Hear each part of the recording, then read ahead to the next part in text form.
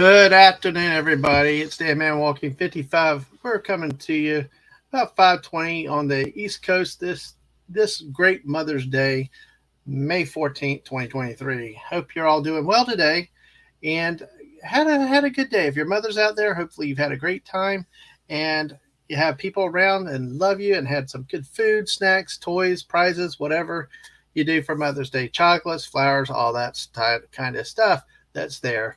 So, hey, and hell, O.C. Dobbins, hey, welcome. And Stunning and a Brave, you're here too. Well, we've had some technical difficulties a little bit, um, so we're having to use a sports ball term called an audible a little bit for right now, and either maybe we'll get connected a little bit later, or see about rescheduling. But with our guests, so we're changing a little bit of gears today. We're actually going to talk a little bit of Mother's Day. And who else to do that than the great Mrs. Dadman Walking 55? Hello, my love. How are you? Hello, I'm doing good, thank you. How are Yeah, you? I am good. I am good. Good, Thank you for good. being so available on short notice. No problem at all. Oh gosh. So Studding says going for dinner with Mamatron in a bit. So you got the dong for about 30 minutes. Oh, Well, okay. that sounds good. That sounds good. Yay. Hey, absolutely. So thank you. Good for you for going out with Mamatron. Exactly, exactly. So much so. So let me Yes. put the banners up and like I said, yes. And like I said, we got 6 people here in our chat already looking. And let me say hello again to OC Dobbins. Always good to see you with you. And like I said, we're doing something a little bit different. We've got some technical difficulties, so we hope to bring the other. If Rod is able to join us today, we will. If not, hopefully down the road. And we'll just have some fun with this time with the beauty and the brains of this operation, the misses. So, Oh, thank you, thank you, and OC thank Dobbins you. says hello to you. Hello, O.C. Dobbins. Yes, all right. Make that 7 people. Hell, Maddie's daddy. Yay! Hey, good to Hey! see you, my friend. Good to see you also. So Miss, I'm gonna send you a message in the private chat. Let's see. But hey, yeah, we're just doing something a little bit different now than we had planned, and um, just that type of thing. So, what would we be? How could we call ourselves a sports ball channel if we were not able to call audibles and stuff like that? So, but that's awesome to see y'all today. We're gonna talk to the miss a little bit Mother's Day from her perspective as a mother, as a wife, as a woman, and see what what the holiday means to her, what she looks for, how she's been, you know, like what she did with her mother, or her grandmother's growing up and stuff. So it's kind of cool to get that perspective of having that the two-way perspective, of someone that's a gift and a giver. And so, hey Lisa, I understand. I know it's probably very busy for you today, and thanks for stopping by at least to say hi. Happy Mother's Day to you too, my friend. Yes, in all caps. Happy Mother's Day. Hope you have had a great day today and a lot of fun with that. So, but hey, alrighty. And then of course, Stunning says hello to you, Lisa. We got a lot of bunch of Fortnite players in here in the chat. So we got Fortnite and football, and happy Mama's Day from the Stunning and Brave Megatron. Hey, always good to see you, my friend. Let's see. Um, yeah. So What does we're that all. mean? I don't know. I can't type. You know me. Okay. So hey, all right. But thank y'all for being here. Make sure on the Twitch side, if you're over there, follow us on the Twitch side. If you are watching on YouTube, make sure you smash that like button. Uh, you know, and subscribe if you haven't already. We are at 244 subscribers. God, if it wasn't for those 6 that YouTube decided to take away lately, we'd be at our goal of 250 before our out of town trip. And we hope to have lots of pictures from that trip. There's somebody else, a friend of ours out there on YouTube that and Twitter that also has been posting a lot of the pictures of nice wildlife of the area where we're going to, and we are looking forward to it, aren't you, Mother, Mrs.? I really am. I really am. Yes. So absolutely, and so it's just amazing with what we got coming up. So we hope to have a lots of different types of dad man detours with the dad mans or just maybe if we can figure it out on the road, how to do We're some. gonna try to do some streams Yeah, go and live ahead. streams while we're driving down the road. We're Yes, we're gonna try it. I think it's gonna be fun and exciting, and we'll see. I actually got my uh, 35 camera, my DSL, whatever they call them, all set up with batteries and memory card and all that. Made sure it even works. So hopefully, I'm hoping I can get some good pictures. I don't want to stress so much about taking pictures that I don't enjoy the journey. So um, we'll see. I'm looking forward to it, and maybe I some am too. there, maybe some live streams there. Yeah, I mean, some of that wildlife pictures are so beautiful that we've seen. You know, you hear about the story about how the bison get on the road and block traffic, that type of stuff. Yes, you know, we're going to go see a lot of rocks and things, which I think are going to be absolutely beautiful and amazing. I mean, um, and I'm looking forward to that. But I also think there's going to be a point where I'm going to be overlooking at rock formations, and I want to see things, animals that I probably never will have a chance to see again. Bison, the wild rams, moose, any of that stuff. I won't. This might be my only chance to see that, so I'm really looking forward to that. After we look at all the rocks and the geysers and spewing water. Mm, yes, yeah, that's going to be interesting. Uh, Yes. I'm looking forward to it. I am. I'm really looking forward to it. I think it's going to be fun.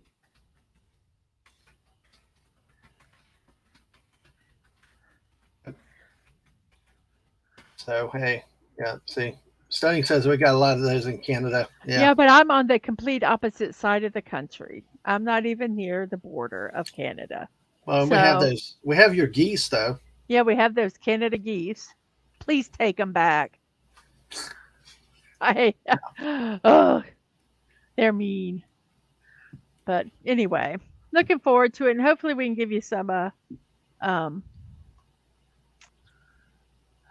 you know, tidbits as we go. I'm Yeah, hoping. it will be a fun trip. Very really looking forward to it. Needing a break, Mhm. and what did we total about 6,000 miles? 5,800 miles when it's done. That's on the, Wow. that's logged on the thing. Now, if we do, you know, Oh, he won't take his geese back. you won't take them. Oh man, yes, they are assholes. Exactly. Assholes. Are you saying they're all female geese? Assholes. Get it? Steve Mitchum saying you can't walk the walks of Reno because of them. Yep. Well, with the university I worked at before. I mean, they were before they got the little trained dogs to force them out from the buildings. They were pooping everywhere. You couldn't walk out of the buildings for crap that was laying everywhere. Well, the And best. if they build a nest right by the Hmm. door, it's like you had to avoid it, not them. Yeah, we had a friend. Their kids were playing in their backyard, and they did not know there was a nest. And they walked by the nest, and of course the goose went to protect it, which I understand to a point, but they couldn't do anything. And thank God the child fell face forward because the goose pecked at her head, and she Hmm. had to get like 3 to 6 stitches in the back of her head.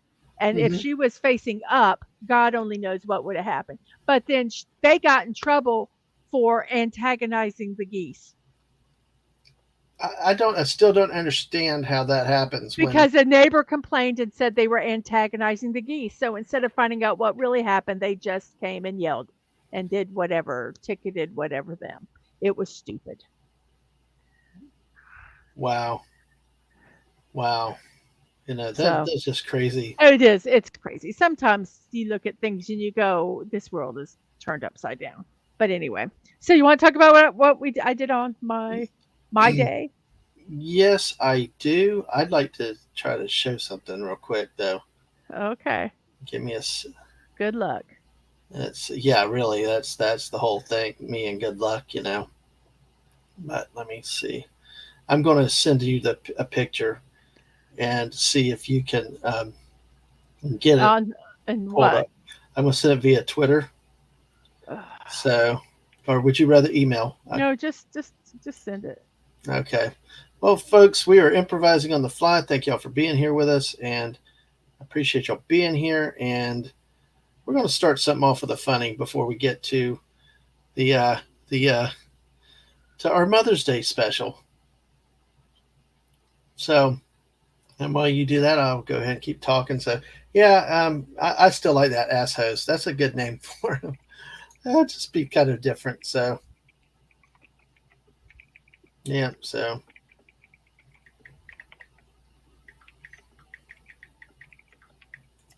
but it's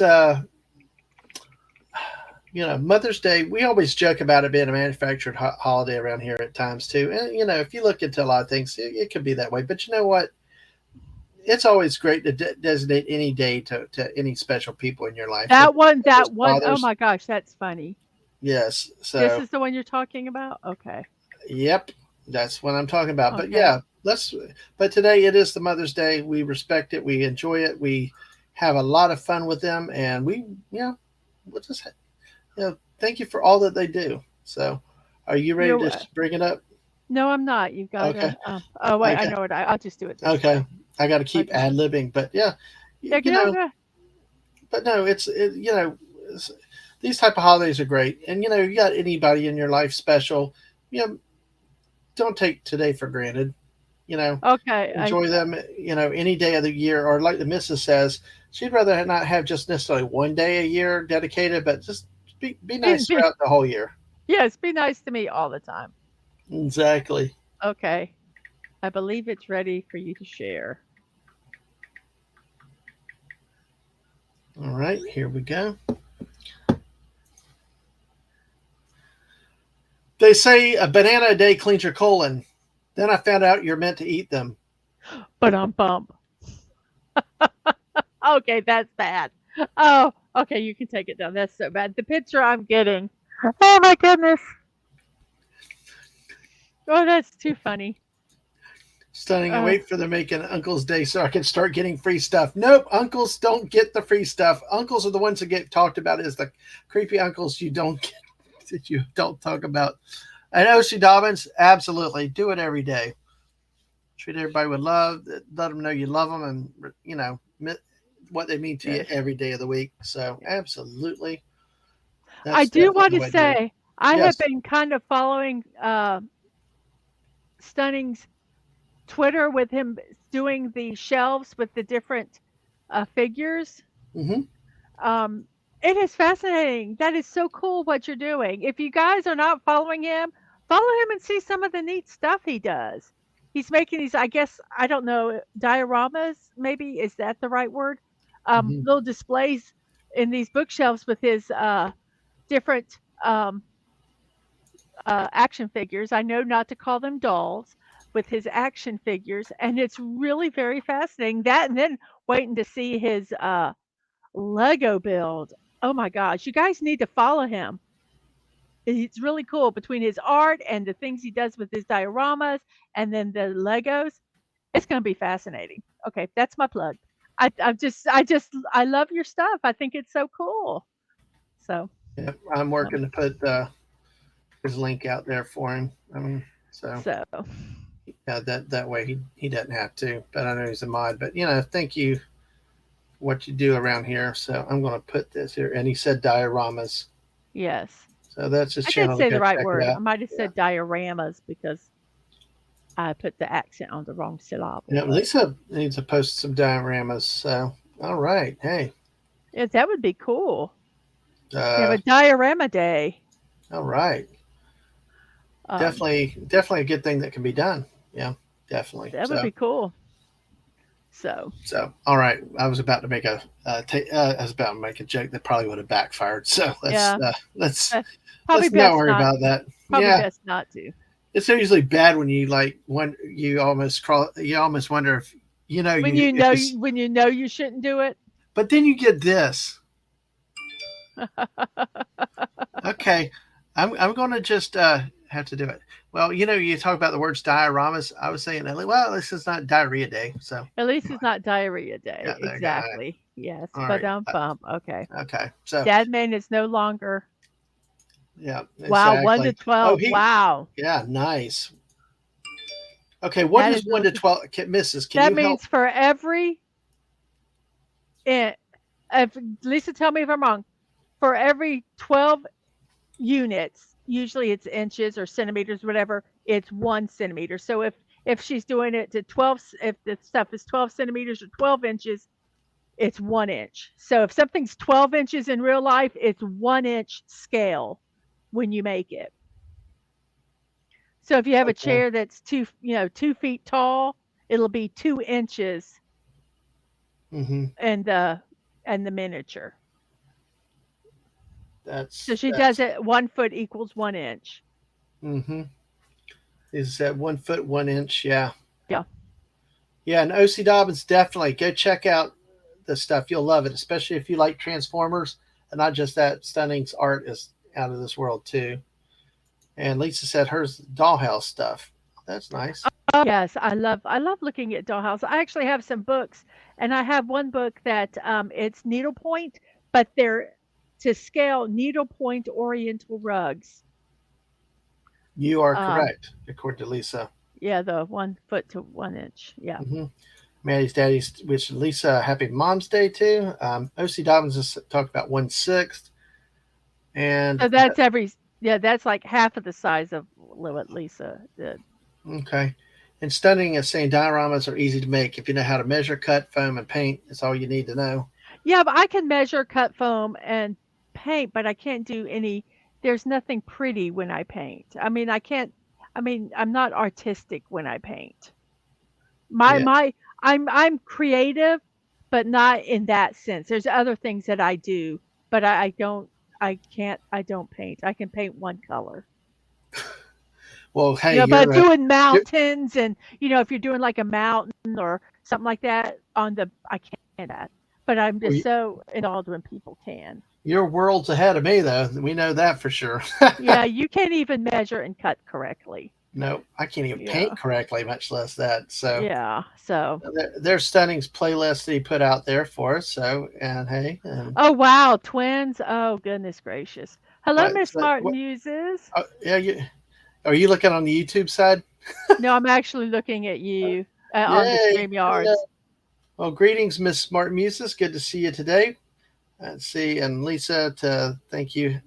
Oh, twins! Oh, Well, wow, Lisa, that I did not know. Well, well, I've got congratulations. I've got to tell you a twin story, a story about Uh-huh. twins, but not really twins. My kids, the oldest was small for their age. This was big for them. So there's 3 years almost to the day apart from when they were born. And one time, my 6-year-old was sitting in the grocery cart, and my 3-year-old was sitting in the grocery cart. And someone looked at him and go, "Oh, are they twins?" And my oldest was very, very upset and said, "I am 6 and they are 3."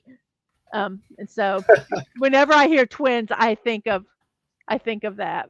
I don't know why. It's probably only funny to me, but just seeing the look of total indignation. How dare Mm-hmm. you think Oh we're the yeah. same age? Two things with that Yes, kid was that one and don't touch the curl. yes, yes. When the photographer tried to move the curl in front of the kids, They had a and curl right in the middle of the forehead. mm-hmm. And Yep, and they went to move it. You could and hear I all through the Sam's Club. Don't get touch touch the curl. girl. That was priceless. And good job, OC Dobbins. Thank you for going Thank over you. and checking out Thank you. Stunning. And so, and yes, hello to Miss Martin Muses. Absolutely. For people that are coming in a little bit late, we're having to do an audible tonight. We've had some connection problems. So we're kind of, to quote a sports term, since I'm such a sports heavy channel, we're calling audible, doing something a little bit different today. Having the missus come in talking about Mother's Day. and what it is from her, both as a mother and as a daughter. So, kind of Yes. get to see a different perspective. If we can still work together, and we'll try to do that. But we didn't want dead air. We wanted, to have some, and, we got Since 8 that of man y'all said he wonderful would people. be here, he wanted Yes. to have something. So, Absolutely. And we got 8 of you great people that are here. Make sure you smash that like button, subscribe on the YouTube side, send it out to your friends, bring more people in. We'll make the party bigger. And, and follow us on the Twitch side if you have a Twitch channel. So, uh, yeah. And then she says, totally get it, yeah, Mrs. Yeah, exactly. And then Stunnings's talking about he might need to do an updated collection tour since the last one was in December. that Well, would be strike very while the cool. iron's hot. So, Yeah, very anyway, cool. Awesome. oh my gosh. That's Yes, you make those jokes and you just laugh away, and some people just look at you like, yeah, okay. I think that's gosh. hilarious. I think I love jokes like that. Well, that's what we're Oh, here for, folks, to make everybody laugh and have some fun as we do oh things and we goodness. do life together. But hey, listen, okay, Mrs. Let's start with how your day was today. How was today? Because let me kind of preview for everybody. And today, our kids are 20 and 23. 21, No, 21, no 23. 20, 20, I'm sorry, we'll be 20 and 21 this year. 23. See, I do ages like the Koreans do. On January 1st, they age up. Mm. So, And I'm American. no, I'm like, no, no, birthday. it's because I forget, and Yeah. that's my reason. Um, Well, I want to set this course because our kids are adults now. yes, So yeah, I wanted you to, and one of them is married and out of town now, and the other hmm is here with you. That took, I want you to tell us about your experience today, and then we'll kind of look back at how it was used to be, and when the kids were younger. Well, I mean, obviously, it's very different with one not only out of the house but out of the state. So it's not like we can even get together. Um, but I got a text this afternoon wishing me Happy Mother's Day, and it was very sweet. Um, and I got that text when I was out with my youngest, who took me to lunch, and they treated, and we went to a restaurant. It was a fast food restaurant, but it's one I really like. It's called PDQ. It's chicken, but I think it's like gazillion times better than Chick-fil-A. Um, I love everything about them better. Um, so we went there and it was just like really, really good. And then afterwards, we went to a store called Second and Charles, which was a bookstore. They have books, a used bookstore. They have DVDs and stuff like that. And I got to go shopping, and um, that was fun. And that was what my Mother's Day. And before all that, with my kids, um, I got to play Fortnite with hubby for a couple hours, uh, just doing messing around and doing quests and just having fun. But how it's changed with my kids, obviously, um, they kind of have their own lives now, which makes it a little different. When they were younger, I would get little coupon books that they would make, which were just adorable. They would make plays. They were very creative. They would do plays, and we'd have dinner theater because we used to take them to this place called the Alhambra, which is a dinner theater where obviously you would go eat dinner and watch a play. And so they would do their own dinner theater. And I can't remember what they called it. It had a cute name.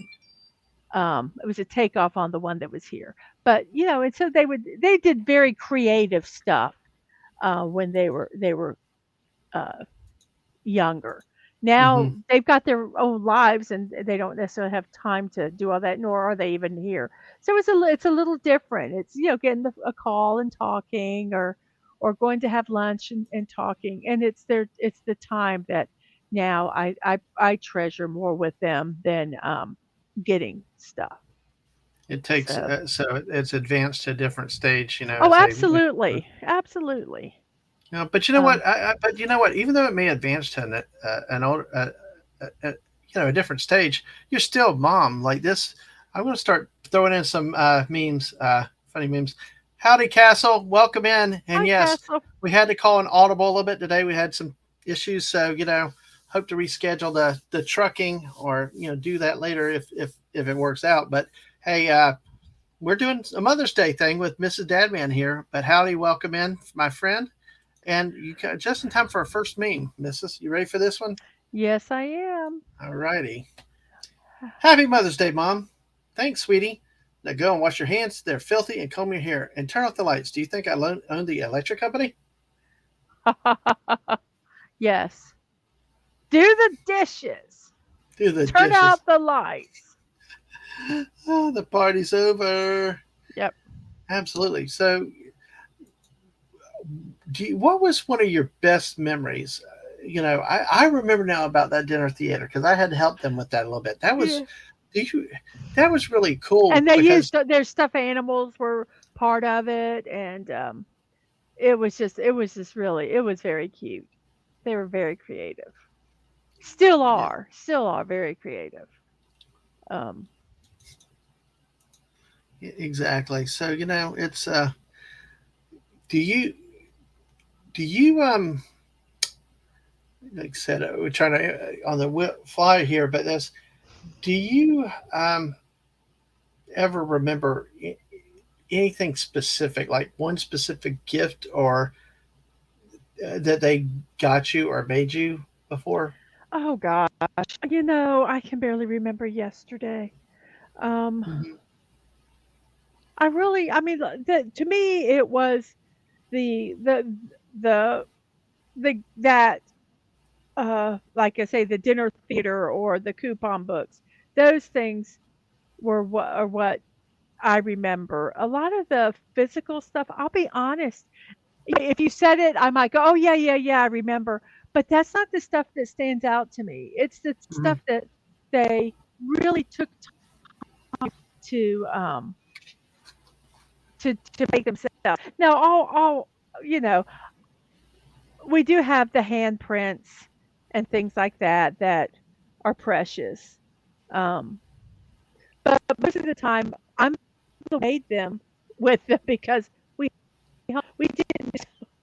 didn't have I didn't have they didn't go to public school, so I didn't get the Mother's Day things that they made at public. That a lot of times I brought home to my mom.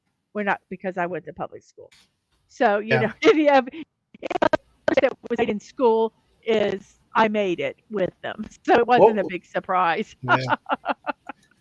All right. Yeah. What was it? What? Yeah. Yeah. Yeah. It was a little garbled right there, but yeah, yeah. That's one of the other things too that you did. You were a homeschool mom for all 12 years for both kids, Hmm. so that you had memories from that too, not just so it was Yeah, like you were mom around all the time. And yeah, yeah, and Lisa says my joy comes from they are safe and healthy. Their happiness is always a concern. yep. Hmm. Exactly. Castle said my mom was, well, a mom. I called her and she said stop by later this week, focus on your homework. Get enough sleep. Eat 3 meals a day. Mm-hmm. Yes. Exactly. Focus So on school. Absolutely. yep. um, I think a lot of moms, and I'm not going to say all of them. I think a mhm. lot of the moms always put themselves in the back seat. Not. I'm going to say not all of them because that is a gross generalization. But I think a Mhm. lot of moms, I mean, they do put their children in front. Stunning. Have a good one. All right, take care, Stunning, good to see you, thanks for being in. Yep. Have fun with your mom. Give her a hug. Oh, I guess we qualify as internet parents. Yay. Yay. Yes, Wow, we will. that's an honor. Okay, well, and happy Mother's Day to all mamas in the chat. Absolutely stunning. Thank you. Yes. So, wow, that's awesome. But I do think a lot of moms they do put themselves kind of in the back seat.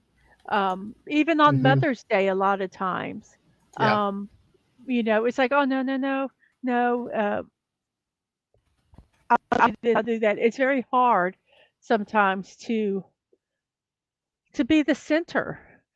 To um, and Stunning always, always so modest. Ugh, sorry. Yes. Lisa says, tell Stunning that he's the best, and he goes, I know. Oh, that's a But little Han Solo there for you, yes, folks. and he's laughing, and Lisa's laughing back. Uh, Well, but yeah, let's it's really hard. It's really hard sometimes to. let's do a poll. Okay, what poll are we gonna We're do? going to update from earlier where Uh the huh. flowers won, but we're going to do flowers and chocolate. But I'm going to put gift cards in this time. Oh, okay. Okay. Yeah. So we got chocolate, flowers, gift cards, and one more option. Let's. Should we do nothing or let's not do Yeah. nothing. Let's do something. Let's chocolate, flowers, gift, or dining out. How about that? No, how Or about a phone homemade call? Phone phone call. call. Okay. Because not everybody, their moms are in the same Okay. place they are. All right. All right. Well, Okay. there's the poll, folks.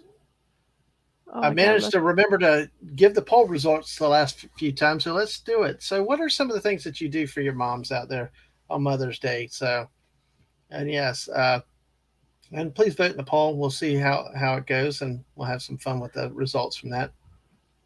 All I right. called my mom and chatted with her today. Mm-hmm. That was nice. She does not live in our same city, so No. can't really do anything with her that per se that way. But it was nice just to call and chat. But she is going to be part of the trip of the Oh tour group yes, oh on the yes. trip. So we have that to look forward to. We're gonna be so sick of everybody. Absolutely. Yeah. You know what? Yes. It doesn't matter how Moms will old you get. always.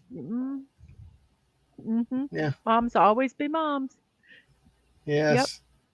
And Lisa said, no gift, just empty the dishwasher. I understand that. Yeah. If they just do something for you. Uh, so she settled for flowers with that one. But yeah, yeah, they like, but we always have to have some humor with this one. I found another meme that's kind of funny, but you got to go with it just for you. Ready, Okay. missus? All Yes. right, here you go. Buy your mom a big box of wine for Mother's Day. You're the reason she's an alcoholic in the first place. Oh my gosh. Oh gosh, that's horrible. Dark Oh, sense of humor. Sorry, yes, couldn't yes. help it. No, okay, take that one down. I don't like All that one. right, all right. So hey, it's all good. But yeah, but Well, yeah. I got some a unique gift this year. It's kind of like a group Yeah. thing from. Okay, yeah, go ahead. Well, when we went to the bookstore, I got to buy myself a bunch of manga, which I was so excited about. Got some titles that I have never read before, but they look really fun. One of them's called Rooster Fighter, and yes, I'm talking about the chicken.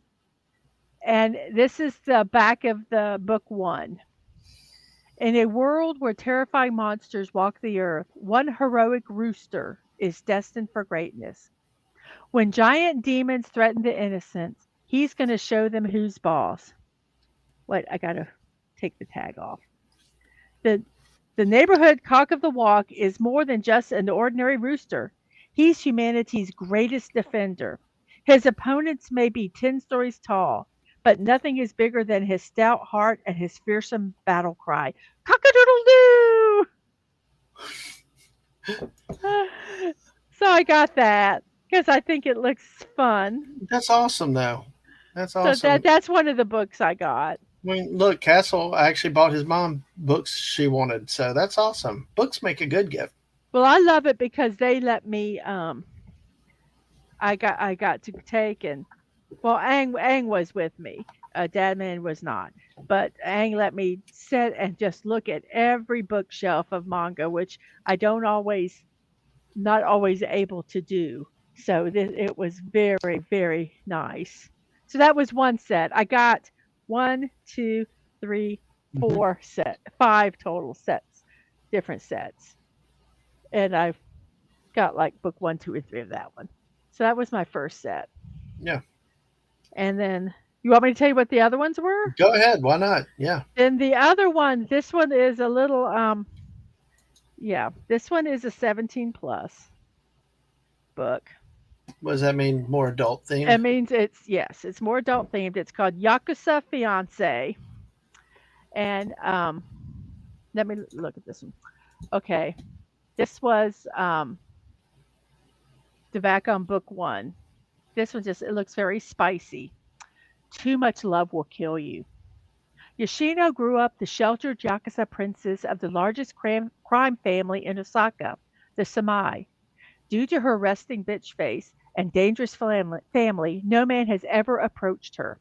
When her grandfather signs a truce with the Tokyo based Miyama crime family, he offers her up as a truce bride to the Miyama leader's grandson.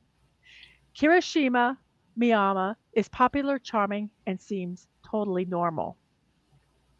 But behind his smile is a violent sadomasochist who thirsts for her dominance Jeez. even more when she impresses him with her moxie. Even though she knows how bad Yakuza can be, she's stunned by Miami's viciousness. She can't turn him down with the East West peace treaty on the line. So instead, she stills herself to play ball. Wow. That was good. That's And none crazy. of these are wrapped in plastic, so they're not must not be really bad.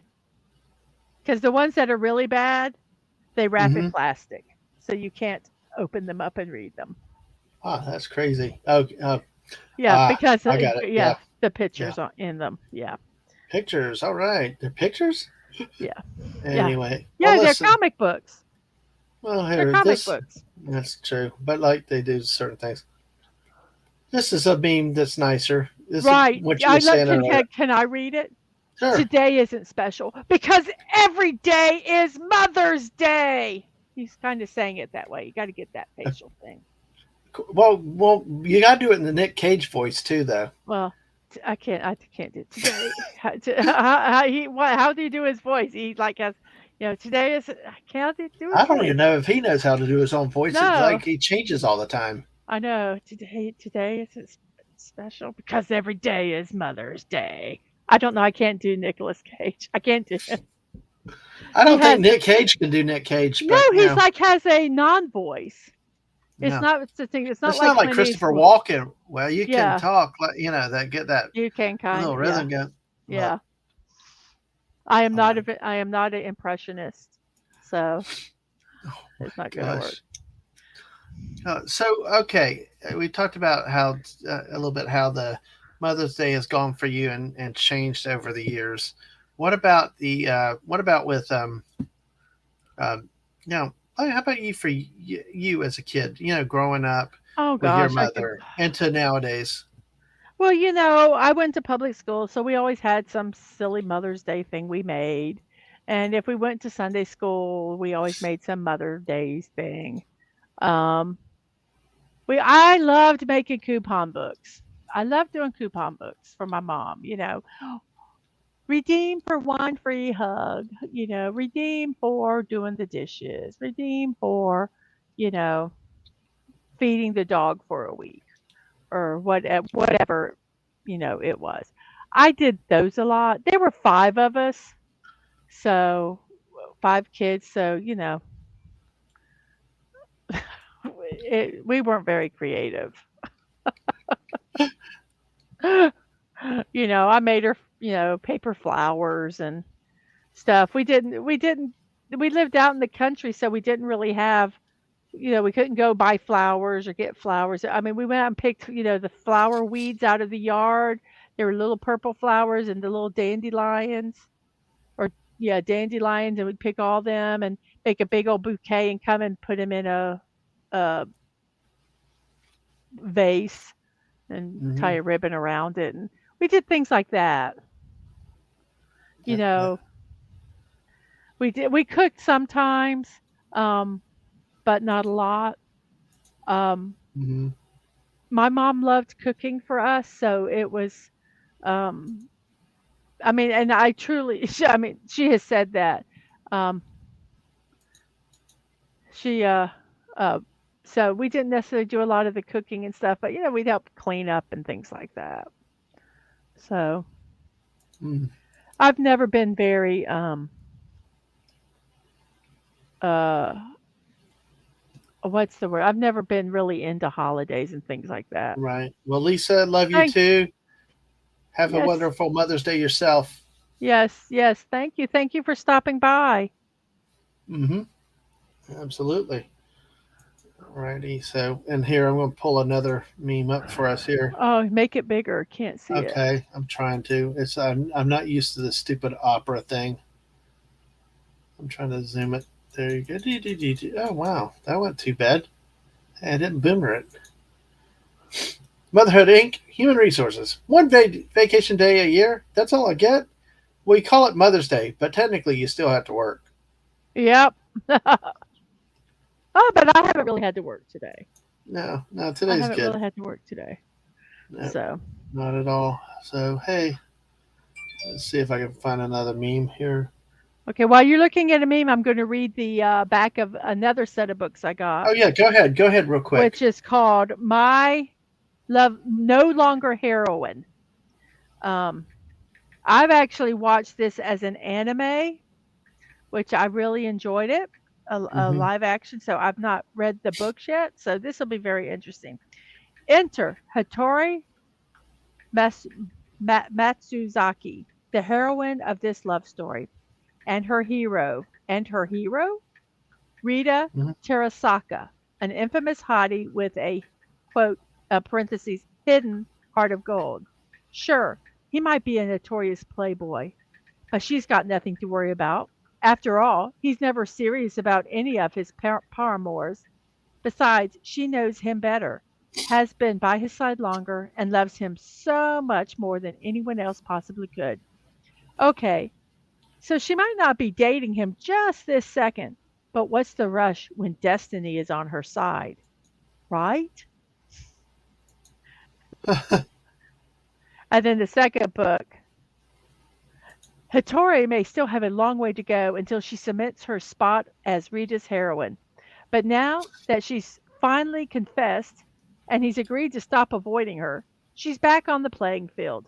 Except, hello, who's that hot guy who looks exactly like her favorite pop idol? And more importantly, what does he think he's doing? Brazenly hitting on a girl right in front of her potential boyfriend to be. They're so silly. That's that one. No longer heroine. That's awesome. Well, we'll do That's a. Yep. but I look at castles. I agree with that totally. Yeah.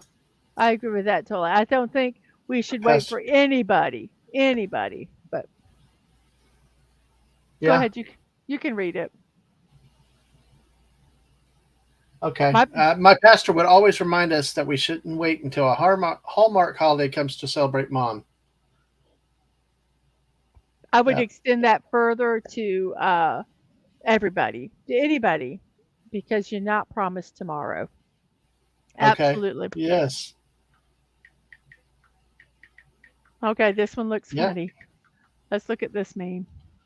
It All looks righty. disrespectful. Yes. No, it's not disrespectful. It's Oh, just okay. it's kind I of a can't see guy's. it. I just I think know it's it's kind of a great. guy's thing though. Okay. Okay. It's Okay. what guys, what's run through most men's head. Every restaurant in the world is packed on Mother's Day, but they want us to barbecue on Father's Day. Oh, that's so true. Because yes, that's so true. Yep, exactly. So it's. But you know what? A lot of guys, like red-blooded American guys, like to barbecue. It's a thing. It's Yes. the pride in barbecue, and but yeah, you do kind of at some level have a point with It's kind of like what, what? Where's the hypocrisy in this? Where's the That consistency with it? So, but that's yeah, so funny. That is so true. yeah, So true. that's awesome. But hey, all right. Well, You guys don't forget to hit the like button if you haven't. absolutely, absolutely. I'm trying to quickly look and see if there's a few more memes that we can talk to. But is there any other thoughts that you have for Mother's Day, or what you've done, or what you've Well, I got two more sets of books that I can read the synopsises for that I got. And these are Okay. for all you cat lovers out there because these Yeah. are cat books. Yeah. Castle says fire good, man make fire, fire cook meat, man happy. Yep. Yes. Yes. That's pretty good. Well, before That you would read, make that what would make that better? uh Fire good. Man make fire. Man kill meat. Fire wait. Man kill meat. Man make fire. Fire cook meat. Man happy. You got to add that, add the one more step for a lot of men. Yeah, some Men buy hunters meat. Men we buy have meat. we have we have yeah, we have a brother-in-law that hunts. So, and here are the kids. Mom, we've hired a few people to fill in for you while you relax on Mother's Day. You got a teacher, a nurse, a chef, a driver, a maid, a preacher, priest, a clown, entertainment, and I guess a clairvoyant over there. It's like crazy. So that I tell you that a lot of things moms do that don't really get recognized. It's like when we talked before, we mentioned that you homeschooled the kids, all 12 years for both kids. But when you take a look, we've done that before. Is how many different roles does a homeschooling mom when they take on? What should Right. they would they be compensated for in a free market situation based on so many different job roles that they have to do all at one time? I was trying to see. Okay. Okay. Here, here, here is how much is a mom worth? I looked it up. It's on I don't know, salary.com. Hmm. And this is, um, they said that it is raised after the pandemic. So pre-pandemic, um, it was a little over, probably about 100 and a little about 178,000. In 21-22, they say it's almost 185,000 because they say this is all the things that a mom does. Hmm. Chief financial advisor, chief financial officer, chief operating officer, CFO, COO, logistic analysis, housekeeper, laundry manager, van driver, public facilities manager, meeting event planner, kitchen manager, assistant athletic director, staff nurse, bookkeeper, physical therapy supervisor, nutrition director, consumer loan officer, fast food cook, server, conflicts manager, interior designer, fundraising coordinator. Hmm. Wow. And that's not even including. So, and they say the bulk of the time, average is more being the CFO and the COO to make sure everyone else is following the plans and getting everything done they need to do. So Hmm. I'm worth almost $185,000. Oh And wow. you on mine, you would have had to add uh, teacher and guidance counselor because Hmm. I homeschooled through 12th grade. Exactly. And that's a high school level. Yeah, all the way Yes. Yep. kindergarten to high school, everything else. So So it is yeah. very So interesting. Yeah, they always put these out when it's Mother's Day. oh yeah, I know it's cool, but it does go a long way to say what mothers really do and thing like that. So no, I just found one I'm not going to play. Oh, thank you. I it's just it's like just trying to find. There's some good memes out here and things like that. So I think here's a kind of a cute one though. As kids go, let me see if I can get that. We go here and we go here and we. Mom, I'm sorry about all those dumb little things I did when I was a kid. Just be thankful you only know about half of them. Happy Mother's Day. I saw a TikTok that a lady did, and she probably should not have said anything, Mm, but she told her mom um, that when her and a friend of her were little, they stuck into her parents' room, and they were just kind of looking around, and they found these things wrapped in foil, and this girl told her what they were for.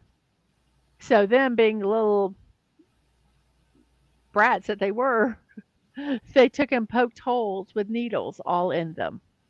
And then 6 months later, her brother was conceived. mm, That's one of those things that you don't tell them about.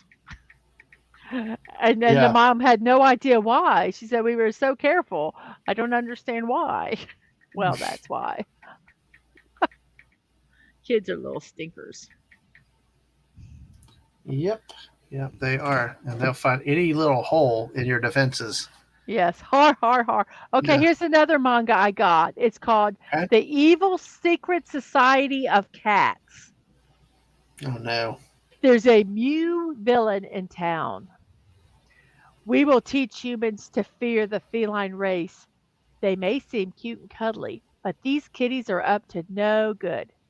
Under the direction of the purple caped feline commander, the evil secret society of cats schemes against humanity in a series of humorous stories as adorable as they are diabolical.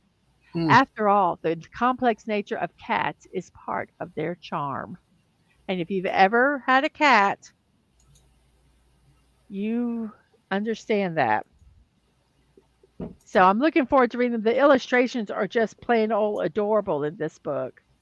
It was a story and art by Pandania, Mm-hmm. but just some really adorable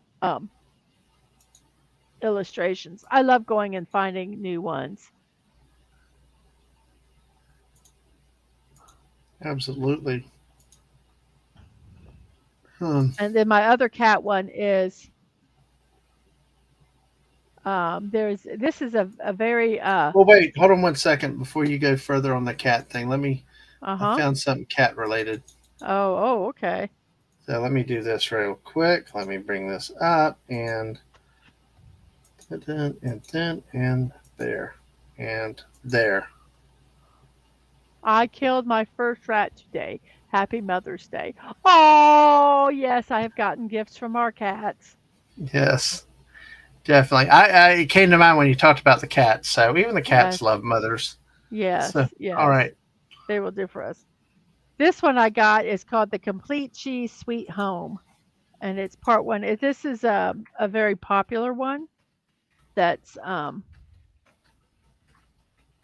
around. The only thing I don't like about it is it does not it it you read it the incorrect way for mangas, but it's just stories about cats Hmm. That's celebrating awesome. the let's see.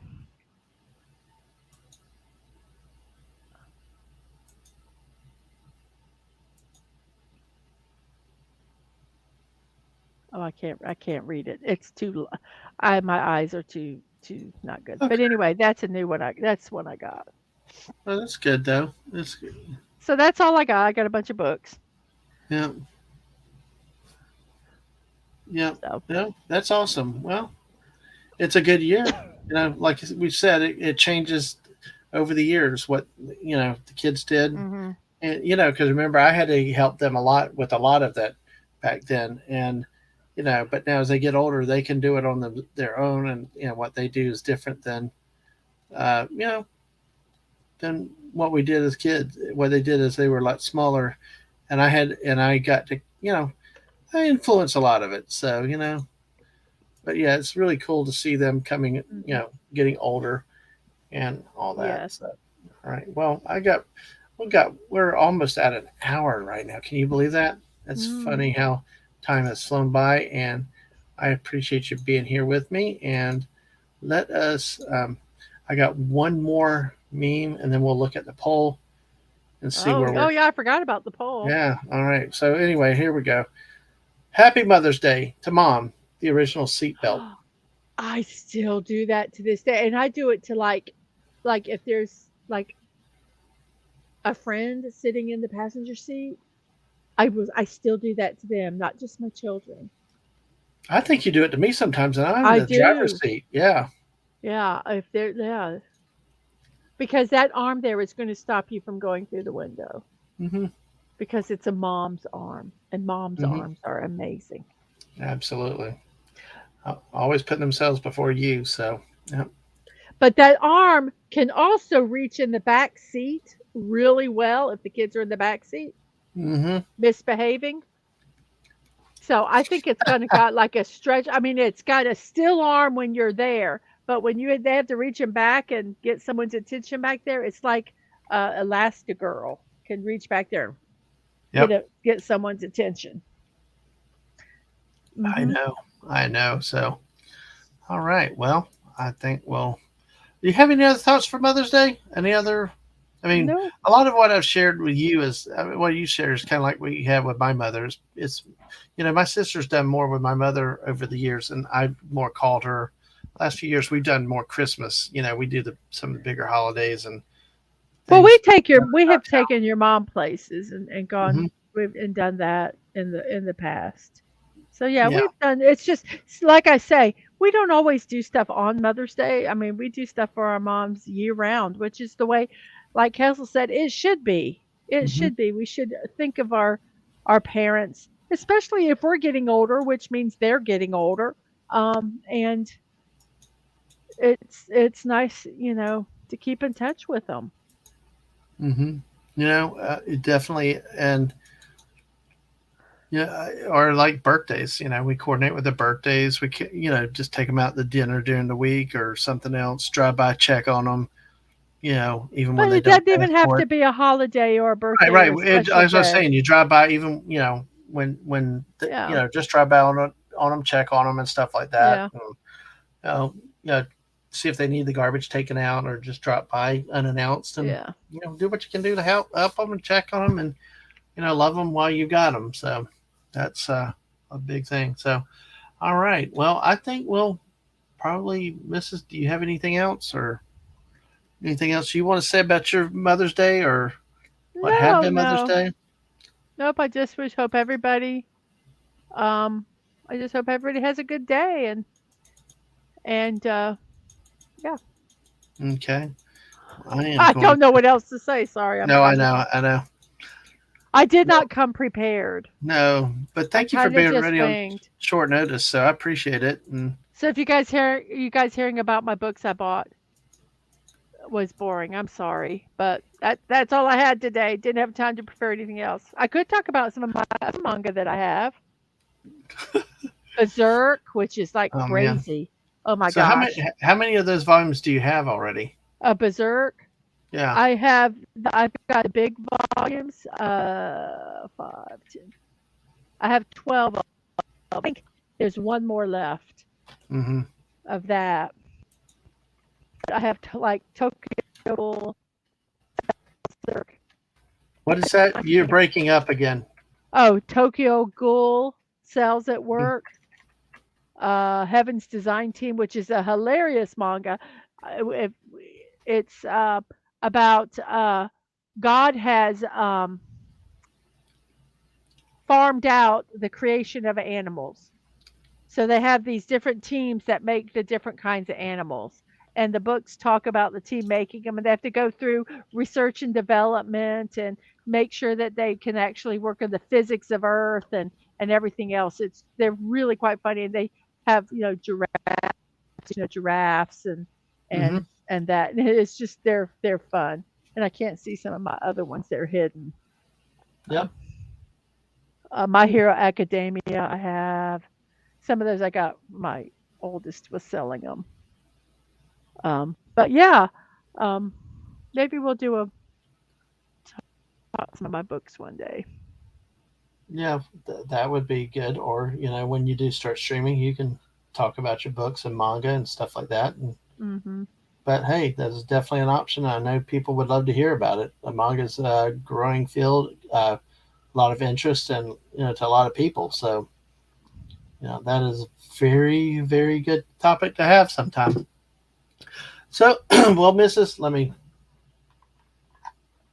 Let's we'll go ahead. We hit it right at an hour, folks. Say thank y'all for being here. Thank you for your patience. Thank you for adapting. And let's see. Let me. Wait, I do have something. Go ahead. Wait. Let me make it bigger. Let me see if I can I'm make it. while Mrs. does this, I'm going to go ahead and close the poll. I'm going to close the poll in about 10 seconds. So, um, if you want to vote, what's your favorite gift to give or to get on Mother's Day? Please do it. I'm closing the poll in 5, 4, 3, 2, 1, and close the poll. All right. poll. So let's see. All righty. Oh my gosh. We got 6 votes. And it's like a tie all the way. 50-50 between flowers and a phone call. How about that? Oh, that's not bad. That's Very not bad. nice. Very nice. Very Which is nice. which is still sort of what we had earlier when we did flowers, chocolates, Mhm. homemade gift, and there's one other. The Flowers won that, but it's interesting yep. the personal contact with a phone call Yes, yes. really says a lot. Well, Really. especially like I say, if they don't live in town, because Hmm. sometimes our lives get busy, and I try to call my mom actually at least every other day, if not every day, even if it's just to say, "Hey, how you doing?" Just Hmm. checking in. Um, but Yep. sometimes life gets in the way, and all of a sudden it's like 3 or 4 days later, and it's like, "Oh my goodness, I, Yeah. haven't talked," and it's disconcerting. Yeah. I So what understand we that. need to remember is that Mother's Day is every day. Okay. Yep. All righty. So that's what I wanted to leave us on. All righty. Well, what a positive note to leave us on. Thank you, everybody that came through, that has lurked, that has watched, that has chatted. Thank you all for your support. Um, Let me say a few channel notes. So we got here the upcoming events and stuff is join me tomorrow night at 8 p.m. for another Sports Weekly with Dadman. We're going to talk about some of this. We actually have sports news from everybody. I'll be in touch with you, OC Dobbins. I will. Do you? Hmm, I will be in touch. I would love that, especially if you talk emergency, the old TV show. Yeah, No! Yes, yes. Cool. absolutely. I would love And that. I would love that. Thank you. I look forward to that. yes. So, but I'll be in touch with you on that. So we'll. Oh wow. And the Mrs. He's laughing, but Mrs. I know it's different in television industry, but you spent what? How long did you spend working for a television station? But you were in the production. You were in the engineering side, I right? worked in the engineering side, yeah. I put the So, commercials on. I apologize to you all. but you did do live shots and stuff. You did have I to did do work on audio. You live did. shots, I did audio and stuff like that, but I didn't do the creative stuff, I did the technical stuff. Mm, And okay, Castle, you're welcome, you're welcome. absolutely. I'm so glad you came by and sat through this this not prepared show. Hey, you know how to ad lib better than I do. Oh You know me goodness. and change and having to adapt. I don't do well. I'm like that old Saturday Night Live skit with when the teleprompter went out, and the news Oh, anchors are like, and they and become wild. they tribalize and they eat that weatherman or something. Yes, yes, it's so funny. Yes. Oh, so join me tomorrow night for that. And I do plan on talking some women's sports tomorrow night. I plan on talking about some women's college softball. The NCAA tournament is about to start. The seedings come out. The selection comes out tonight, and the teams will be announced throughout the country. I like women's college softball. The fast the fast pitch softball is much better than men's college baseball. Those girls play, those women hit the hell out of the ball. It's not like it was in the 80s when they all walked and bunted all the time. There's still some bunting, but still, it's a damn different game tonight. And I watched the Utah UCLA game, Pac-12 championship game last night. Oh my gosh. I'll share a story tomorrow night that was just textbook story of somebody that went home and as a senior had one of those moments. It's awesome to see. But hey, absolutely. And Castle, thank you. Appreciate it. For an audible, y'all did good. And thank you, OC Dobbins. And Mrs. Thank you. Oh, you're Thank welcome. you for You're stopping welcome. everything you did to come help in. And, like I said, hope we get the other rescheduled again. And because it's going to be fascinating talking trucking. So, Yeah. I was all ready to listen to it, so I hope it all gets worked out. That would be absolutely. amazing. Is that absolutely? But on that note, follow us tomorrow night. Come drop by. It should be a fun show. Whoopa Troopa will join me tomorrow night because it will also be our wrap up show for the XFL. the championship game was last night with Arlington, who was 5-6 going into the game, beating the 10-1 You're EC telling Commanders. Well, spoilers, man, spoilers. Oh, I'm sorry. spoilers. Well, they know it. They can look it up. But you got to come by and hear us how breakdown and Whoopa does his Oh, he's graphics amazing. He does and really and good. It's enjoys his sport, his football too. So yes. join us for that tomorrow night. Wednesday night, uh, will be a chill chat of some sort, whether it's that with a ticket to ride play or I have a guess. There's a little not sure right now, but we will deal with that. And then obviously Tuesday night will probably be gaming after I'm on with AGP, and then Thursday, Friday are kind of gaming slots this week. Looking at the calendar, uh, but next Sunday night, uh, next Sunday night. Actually, Mrs., can you ad lib for me for just 1 second? I need to look at something real quick. Okay. What do I need to ad lib? Oh yeah, you guys need to come. If you even if you don't follow sports, it is so fun to listen to Dadman and Rupa talk. Yeah, sometimes they get kind of technical in the statistics and stuff, but it's really fascinating to listen to them talk during sports. And and this show is really neat because it's just such a wide variety of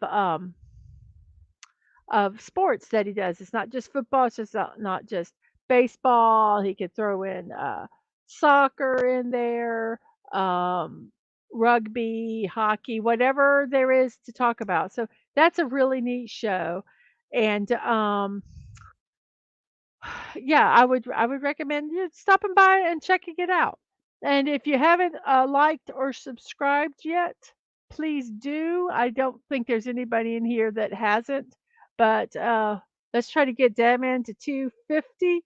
YouTube keeps taking away our subs, so he probably would have been there by now, but they uh Actually, with us at 244 now today, with the six, we would have been at 250. So, yep, yep. Hail Rod, hey, yay, good to see you, good to see you. So, but yeah, we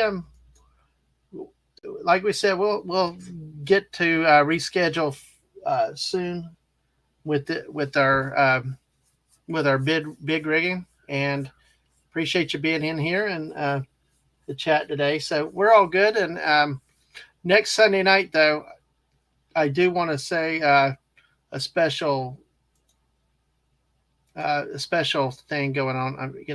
It's always funny when I start looking at too many different things at the time. Uh, so and Rod, yeah, hope you're doing good today, man. We will definitely get this rescheduled and look forward to talking all things trucking, and it will be good.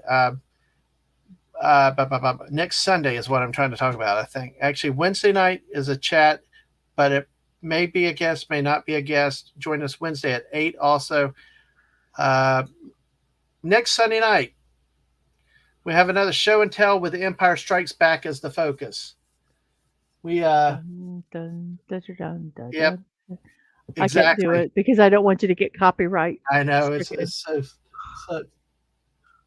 yeah, yeah. Dun, dun, dun, dun.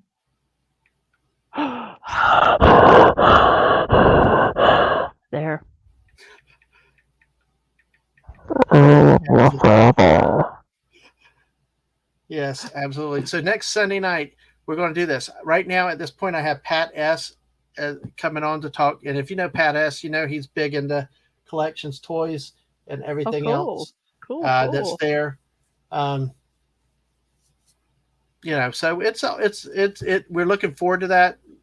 Maybe have a couple other guests on, so that it's we'll will be a very very fun adventure with it. And why are you doing it on May 21st? Did you say that? Is it like the anniversary? Was it the anniversary or something of the empire, or am I mistaken? Hmm. It is the 43rd anniversary of uh, of the release in the theaters I was of Empire Strikes Back. 16. I was 16 when it released in the theaters. Oh my goodness.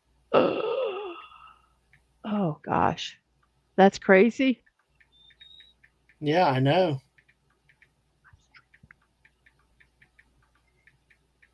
Yep. So yeah, So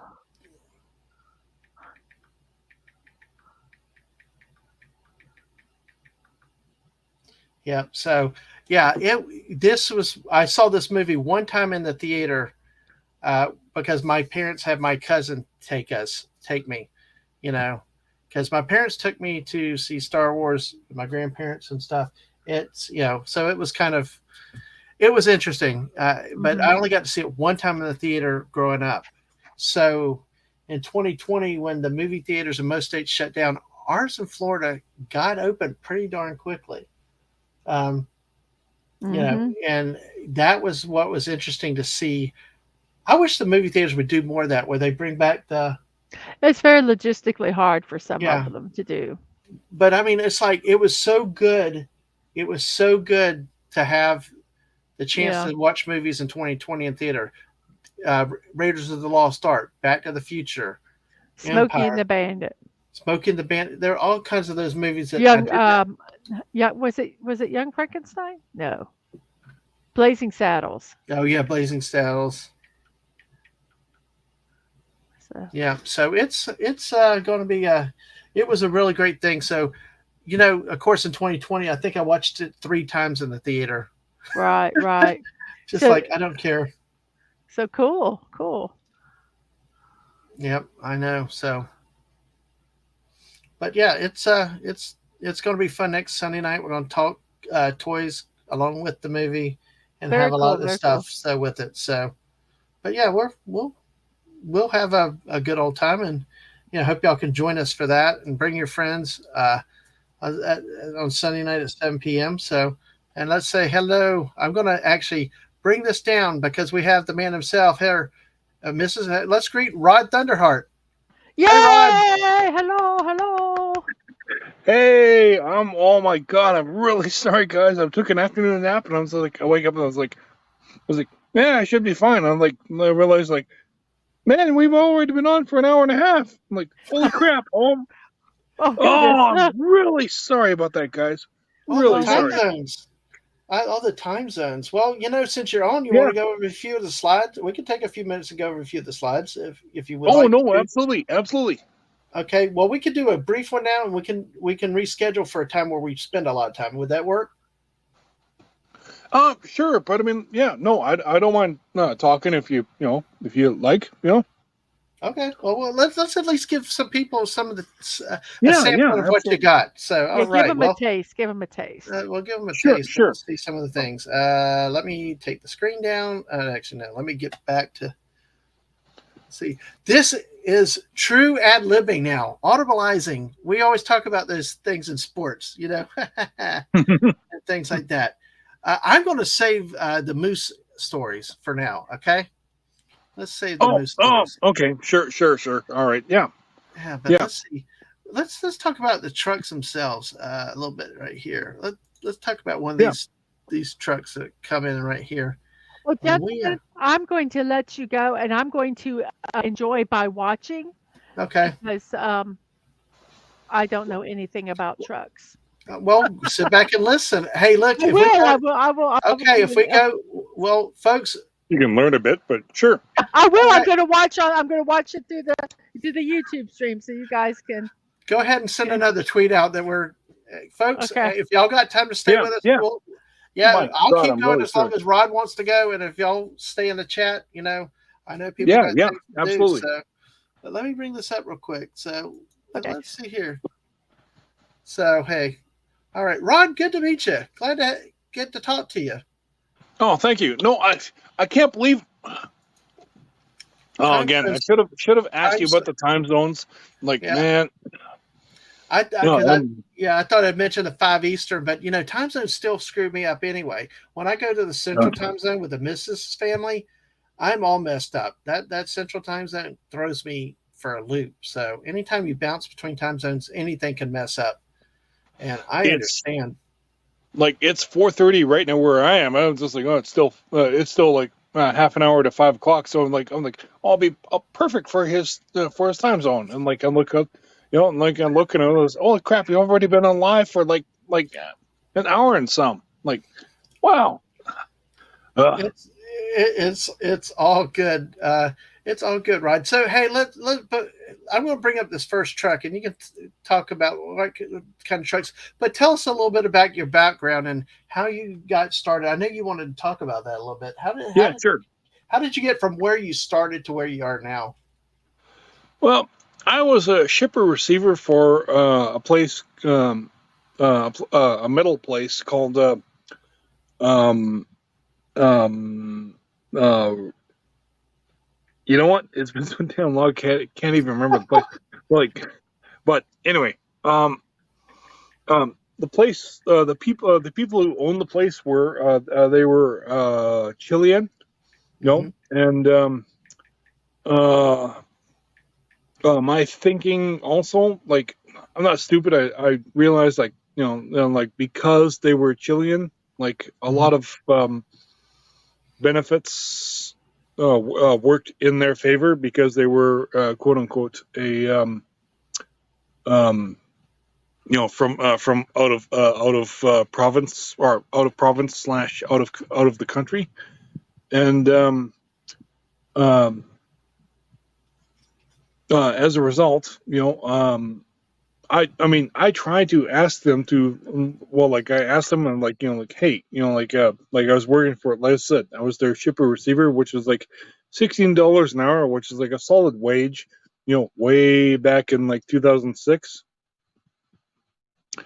And I thought, I asked him, and he's like, like, well, hey, like, can I be a metal driller, and um, they were like, yeah, sure, you can. But then, like, they never really moved me into like the job position, and as a result, um, I was like, I'm not going anywhere. So, like, finally, like, and like, God bless my parents, but my parents were like, you're not going anywhere. You know what? Why don't we try and help you move into something better? And my brother, at the time, he was a truck driver, and he was moving fuel. Mm-hmm. And they're like, you want to drive truck like my brother, like Rob? I was like, yeah, sure. So like they paid for me to go for truck driving school. Bless your parents, always. Like, your parents, wow, they're like they're awesome. Yeah. Anyway, they paid for me to go for Cameron driver education. And I really got to say, even though I worked on the farm, even though I did have the experience of like driving, like tractors and everything, and like hauling something down behind you, and having like a big load behind you, I'm still really like blessed to have had my parents, to pay for my my truck driving school. And you know there are so many things that I learned in Cameron driver education. And the one thing I will say, though, like, is that the very first thing they one of the first things they taught me, they said too, like, they're like, there's everything that we can teach you, but it will not um but you will not um but there are so many things that everything that we can teach you, but like, there are some things that we are not going to be able to be able to teach you, and you have to learn this. And I was like, Mm-hmm. like, you good, and like, in retrospect, I was like, yeah, good for them, but no, yeah, there are so many things that I've seen and I have encountered, and I'm like, oh, wow, Is you it know really one of those jobs that it's they can only teach it to a certain point, but it's really like life experience, on the job training that that is, really is your best teacher? yeah, there, you just nailed it. That's exactly it. Hmm. Yeah, yeah, because it's amazing. And if we get through some more of these Yeah, slides, sure. Yeah, it's no, going to no, be no. interesting to see but Maddie's daddy is still with us. Hey, I'm glad we've got a topic. You're still around, Steve. But he's like, you sound like Seth Rogen. I hear a little bit about that. I don't know if I You kind like of that, do, but like, yeah, no, yeah, no, it's like no thanks. But like the missus said, you can only learn some things Yeah. through experience. So exactly. Oh my! So what kind of truck? What kind of truck is this? I mean, is this a pretty standard commercial transport tractor? That's actually, as you can see, there's no sleeper on it. So as a result, it's what you would call it's a day cab, which which is like a driver would climb into the truck and like, no, there's no cab or sleeper behind him. So like, he would be expected to do like the day-to-day duties. Like you would come in, you would take a trailer here, you would take a trailer there, and there. Yeah, you would take a trailer here, take a trailer there, that sort of thing, and like that sort of stuff. You wouldn't be expected to take something from like say Edmonton to say Calgary or Lethbridge, drop it off and grab another trailer and then come back. And like sometimes you would probably be at the end of your daily run time, which is like the hours that you were allowed to legally run. And then, because you're like 16 hours is the approximate time that you're allowed to run, legally allowed to run. And if you're running over that, well, and like if the police / Department of Transportation catch you overtime, well, you're pretty much slammed. But yeah, because aren't those sleep hours, driving hours supposed to be logged by the driver? That's right, it is. Okay. Yeah. Well, actually, but before I jump into all that, okay, let's take a look at it from. Okay, so we talked about your training, how you started from where you were to where you are now. Yeah. Let's start at the beginning of a day. Are you an independent driver or do you work for a company? Because I think that makes a difference. Because independent drivers, you're right, own their own tractors. Right. If you work for a company, you just drive there, show up, and drive what they give you. Is that correct? That is exactly right. If you want to explain the difference between the two, if I'm making it a little too simple, feel free. No, you're absolutely right, and that's technically true. And I'm the kind of guy too that like, I don't feel well enough to be able to pay for like like that tractor right there. Like that's probably about $250,000 machine. So like, I am not going to turn around and lay the money out to buy something like that. And when you and then when you become, they call these owner operators, which is like you own the tractor, right? To me, like I don't feel like laying out $250,000, to buy a tractor like that, and then of course the insurance, you're paying your own insurance out of your own pocket. Nope, sorry, thank you. It'd be like anything where you're self-employed. You bear all the costs. You play employee costs. You self-report your income taxes to everything exactly. else. You're bearing the full cost though of all the expense when it comes to trucks, equipment, and supplies and everything else. So. Yes, exactly. So no, I'm going to sit there and like, well, let's face it. Like when you're working for somebody, anyways, it's like, I am not going to like lay the money out to pay bear the insurance or anything else like that. So, no, thank you. If you're hiring me to drive your vehicle, I will drive your vehicle. That's, to me, it works better that way anyway. I don't blame you. I know it varies for everybody and what they prefer, but yeah, I couldn't imagine the cost.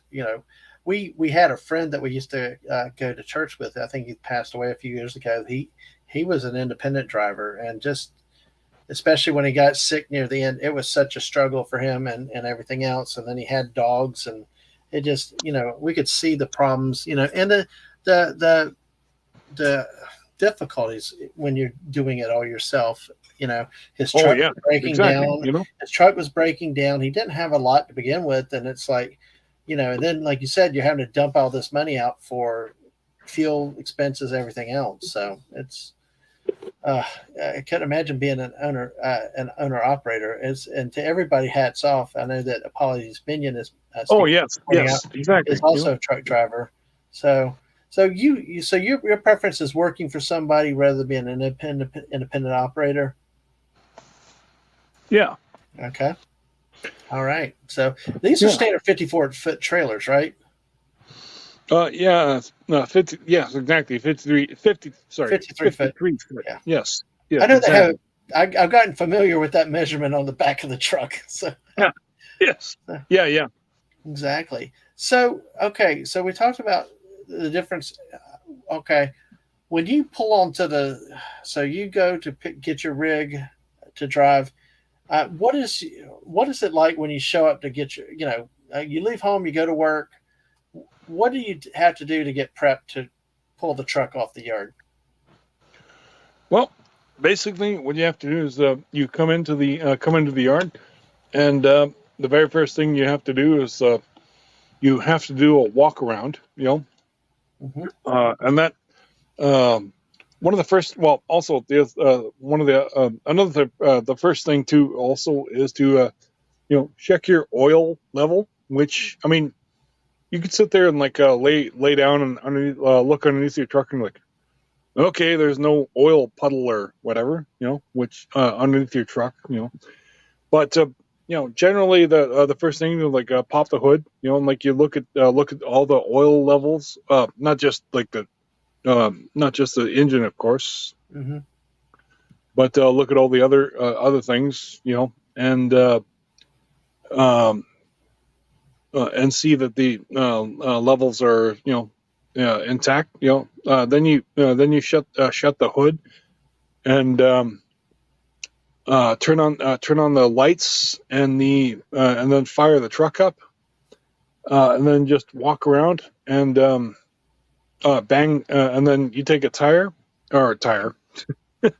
take a hammer and you bang all the tires and make sure they're nice and inflated, which generally there's no reason why they shouldn't be. I mean, even visual inspection should just sit there and like, oh, okay, yeah, no, tires okay, Yeah. and yeah, Sounds like I school think, bus drivers, like in our state, school bus drivers, as I understand, had to do their own walk arounds and inspections. It's kind of amazing that not knowing it better, I just think that somebody else would have to look at you as a driver. You get out to go pull in your truck and get your load and drive off. But I guess also it's a yeah, measure that's of right. security for you, the driver, because that way you're not taking somebody else's word for it, and you can make sure that everything's up to speed and you're pulling off Yes, the lot with a exactly. safe vehicle. Yeah, Okay. exactly. So what kind of the different trailers do you pull? I mean, we've seen a bunch of. I mean, we'll get into a lot of the different types that are coming up. But you personally, what types of the trailers do you pull often? Well, see, Exalted Transport, they were ultimately after a year after that I was working for them, like they were bought out by Manitoulin Transport, Mhm.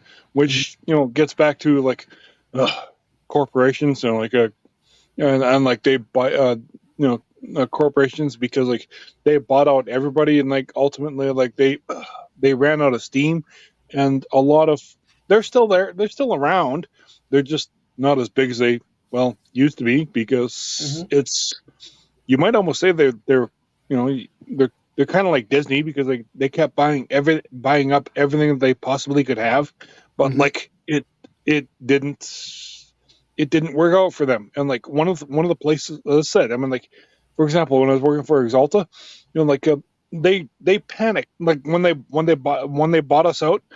They they they kind of panicked because like a lot of as soon as they did, and the word got out, a lot of companies that were Exalta customers, they're like immediately they dropped the business, and like Manitoulin kind of panicked, and like that's why they turned around and like offered every one of us drivers like a $8,000 incentives to hang on till the end of the year, which is like 2010. And well, surprise, it didn't work out because a lot of us drivers, like I saw this coming, and like in September of 2010, and I'm like, I've seen this movie before. I am going to move on. So like, I did, and I turned around and I worked for Leduc Co-op, and I wound up actually hauling gas for like 2 months. And as a result, all the Exalted drivers, they wound up in a class action lawsuit against Manitoulin because Manitoulin promised them like $8,000 incentives, but then 2 weeks after I left, Yep. they canned everybody. Wow. That's always the thing with corporate mergers and buyouts and stuff like that. There's always something that exactly. happens. It's crazy. So, but you've got this is what is I would hate to don't mean to call it like it's typical standard trailer that you have, but there's also the flatbeds. Like in this picture here, you got a flatbed trailer here. Yes, It's a exactly. different company. Yeah. So. And that's Nisku Dispatch. I worked for them like a month about after Exalted Transport. I was looking around for places, and I went into Nisku Dispatch, or I saw a truck, Nisku Dispatch. Yeah. I thought, hey, I'll apply to them. I looked up their address, and I went straight to them, and they were like, "You're hired." Oh wow! Like, hey. Yeah. So I was like, "Hey, cool." Yeah. You need people. Yeah. It's like Homer Simpson. I'm desperate. I'm able-bodied. I'll take anything. But sometimes people are hired like that. But so, like, we're going to show some more later with the loads and the strap downs and stuff. But you don't have to put the load on, do you?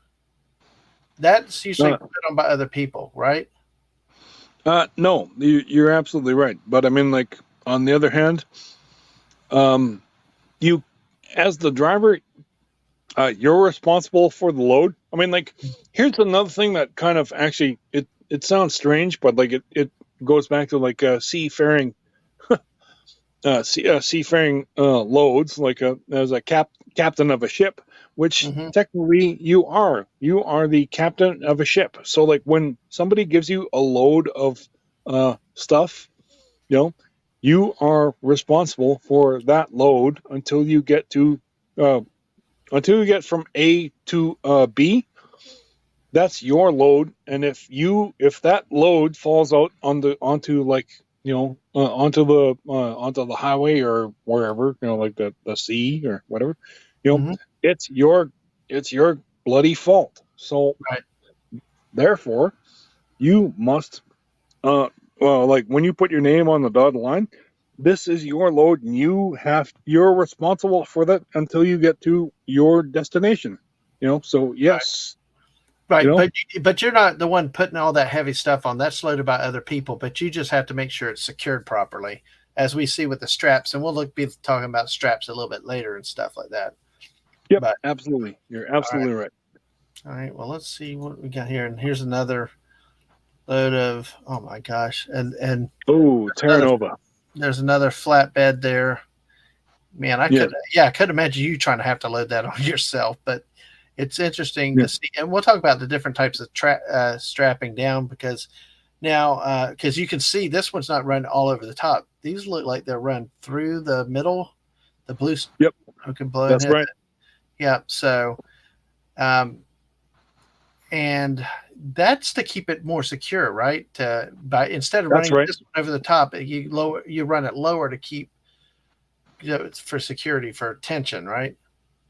That's right. I mean, like, for example, I'm pretty sure this load, for example, would be about 20,000 pounds. And as you can see, some of the straps, they're over the middle part of the load, and then the rest are over the top. Like, the middle part of the load alone would probably be calculated as about 8 to 10,000 pounds. And then, like, the over the top would be about 15 to 20,000 pounds. And then as a result, here's something to think about too, and that is that each strap is approximately like the WLL, which is like the working load limit. Mm-hmm. Each strap can hold about 5,500 pounds. It's like so like when you've got 3 straps holding something down, Mm-hmm. as a result, 3 straps equals 55, 15, 50. Well, okay, just the basics. I mean, I generally don't take in like the extra 500 pounds, but 5,500, so like I think like each strap will hold down like all 3 of them together. You add them together, which is which would be like which would technically be about 1650, but I think about it just as approximately 15,000 pounds. Um, and therefore, like three straps would be holding 15,000 pounds down, holding down 15,000 pounds by themselves personally. And So sometimes, like with this, you would go lower to keep it from shifting and sliding, because if you go higher, you would have more of it, because there would not be as tight of a hold, and it could actually run the risk of sliding more. Is that correct?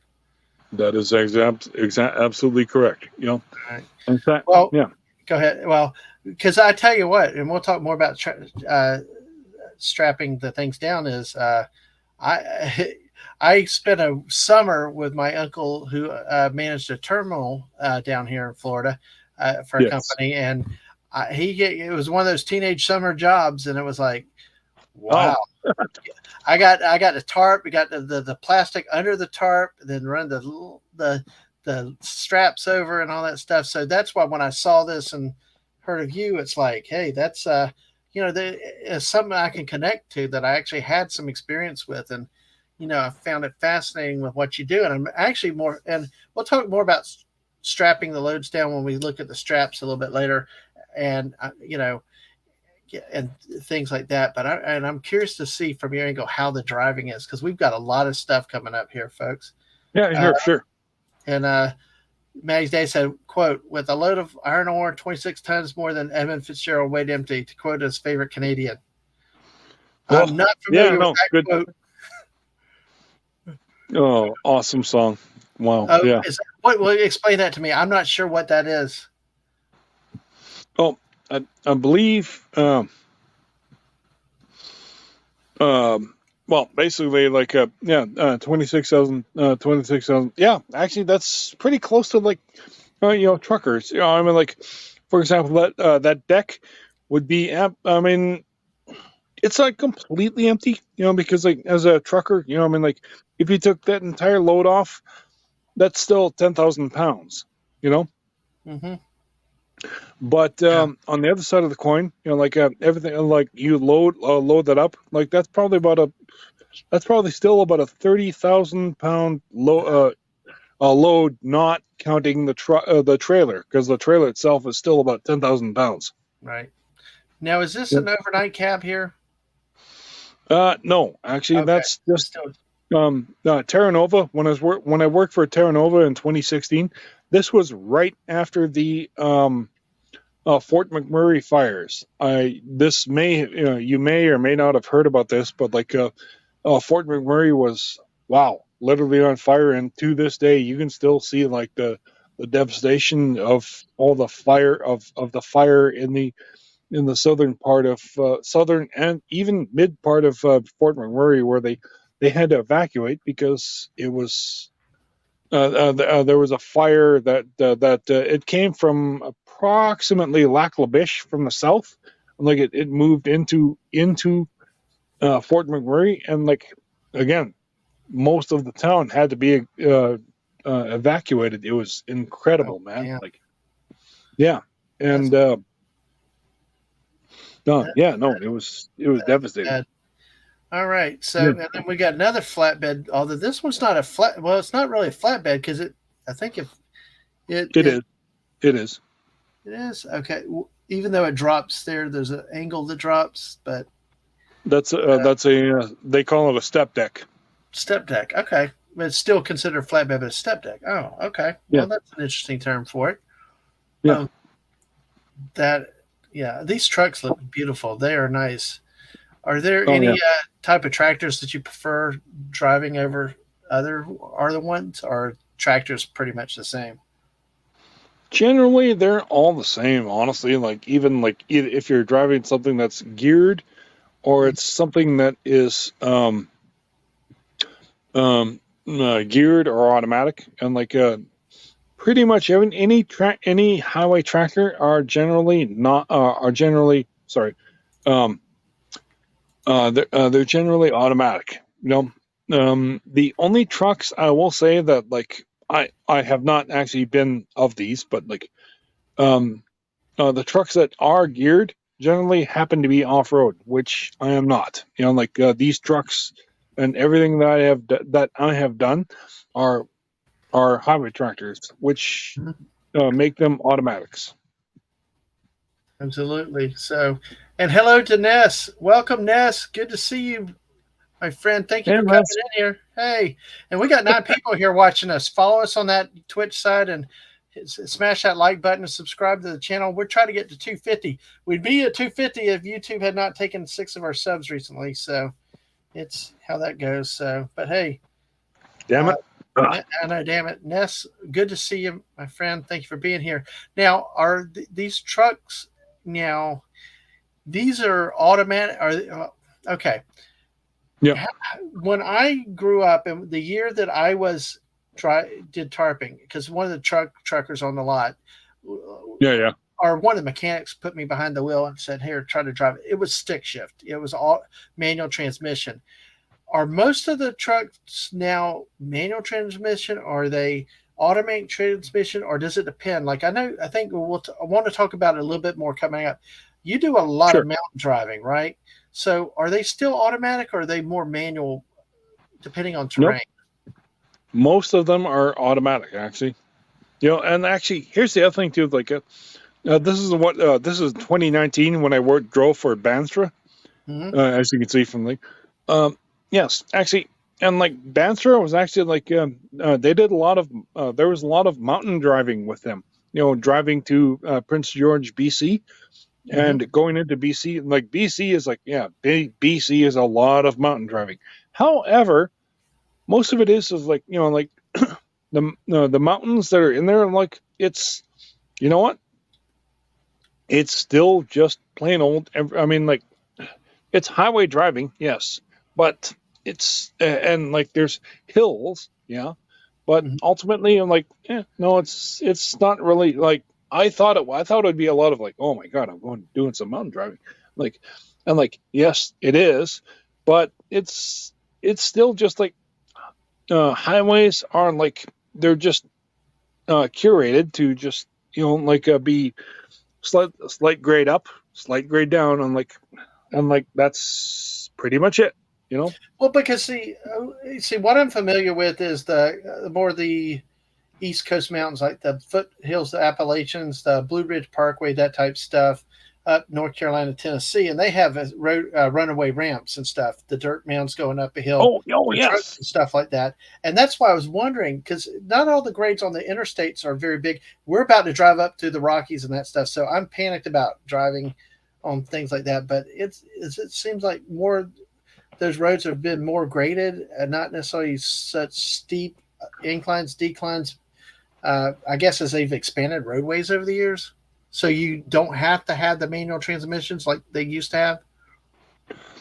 You're right. They don't actually. I mean, they still have the off road wraps, but generally, you're right. Like, they don't do that like they used to. Okay. Well, I've still seen some on the East Coast, so it's kind of funny how they. And Yemi, hey, welcome in, Yemi. Good to see you. He wants. Could you please Hell. explain off road? I got to the tail end of the conversation. Off road. All right. Oh no, I'll say that right off the bat. I mean, I Uh, probably no, that probably doesn't make sense. Like, off road is basically for people. For example, I have a good friend, Michael. He's a well, again, he's an off-road driver, but off-road is the guys who literally have to go off-road, and they are hauling trees, and other people too. Like I used to work for Mullen Trucking. I didn't drive for them, but like I was just a rigger. Like a bottom guy. Mhm. But like you have to fasten stuff down to like the to the trailer. But like no, like the truck drivers again, they would literally have to come off road, and they would quite often put their chains on to to facilitate that they're going through like super heavy, like either snow or mud or whatever. But yeah, no, like that's basically it. Like trucks that are geared are better to have are better to are better for driving off road versus like as pictured here. Like if you're on the highway, well, let's face it, you 99% of the time you're driving down the road, you're crossing your legs, you're like, ugh, you're like, like, and that's pretty much it. Yeah. All right. And this is saying basically not on paved roads. Yep. Exactly. All right. Okay. And I'll have to look up Gordon Lightfoot then. Okay, Maddie's daddy. I'll definitely check that out. Oh, And Yemi says that makes sense and cool. So thank you. So, folks, make sure y'all hit that like button and sub. We spend time with Rod Thunderheart now. So let's see. This next slide, I think I previewed it just a second ago. It should bring back a memory, and you can share that uh, story with what happened here. Okay, and I think there's a couple slides right here. All right, oh, you see some damage right here. What happened here? holy crap! Um, Of course, and let's describe it. Okay, you're primarily driving up in the wooded mountains of Alberta, Canada. yep, headed Okay, to Prince George. okay. So, Yeah, folks, remember these out in basically rural areas and mountainous areas. Which, if you're driven through even Alabama, wildlife in the rural areas, up in the mountains, rural areas, and we have deer down here. So, what do you have up there? we have moose, big mother effers, and like, oh, wow. And like I'm sitting like I even saw it. I'm like it was like running beside me, and like I slowed down just to like sit. It was a female moose, and because hadn't sprouted any horns or nothing, and I'm coming down the road. It was about near Edson, I believe, and and Edson is just as you can see in the background there, like with the trees. I'm just starting to come into like the hilly countries, like subset to the actual mountains.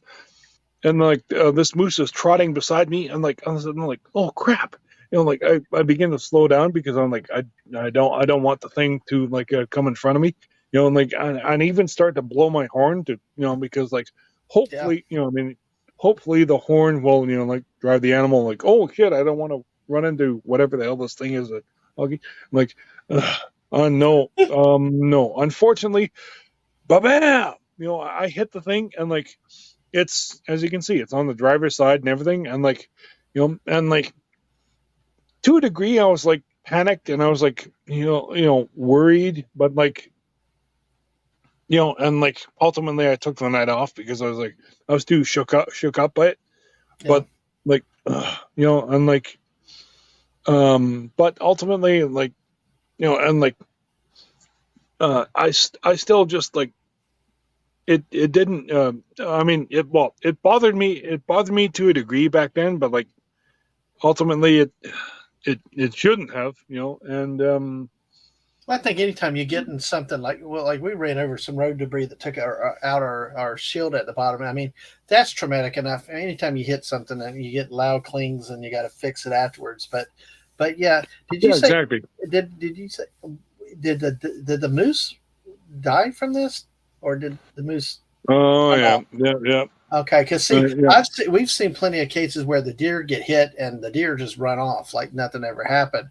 I know the missus was Yeah. talking about a deer. I remember this a few years ago. Our brother-in-law was driving through Alabama and hit it and totaled the vehicle though. Oh, Like, you can't see it, but the windshield is kind of cracked too. So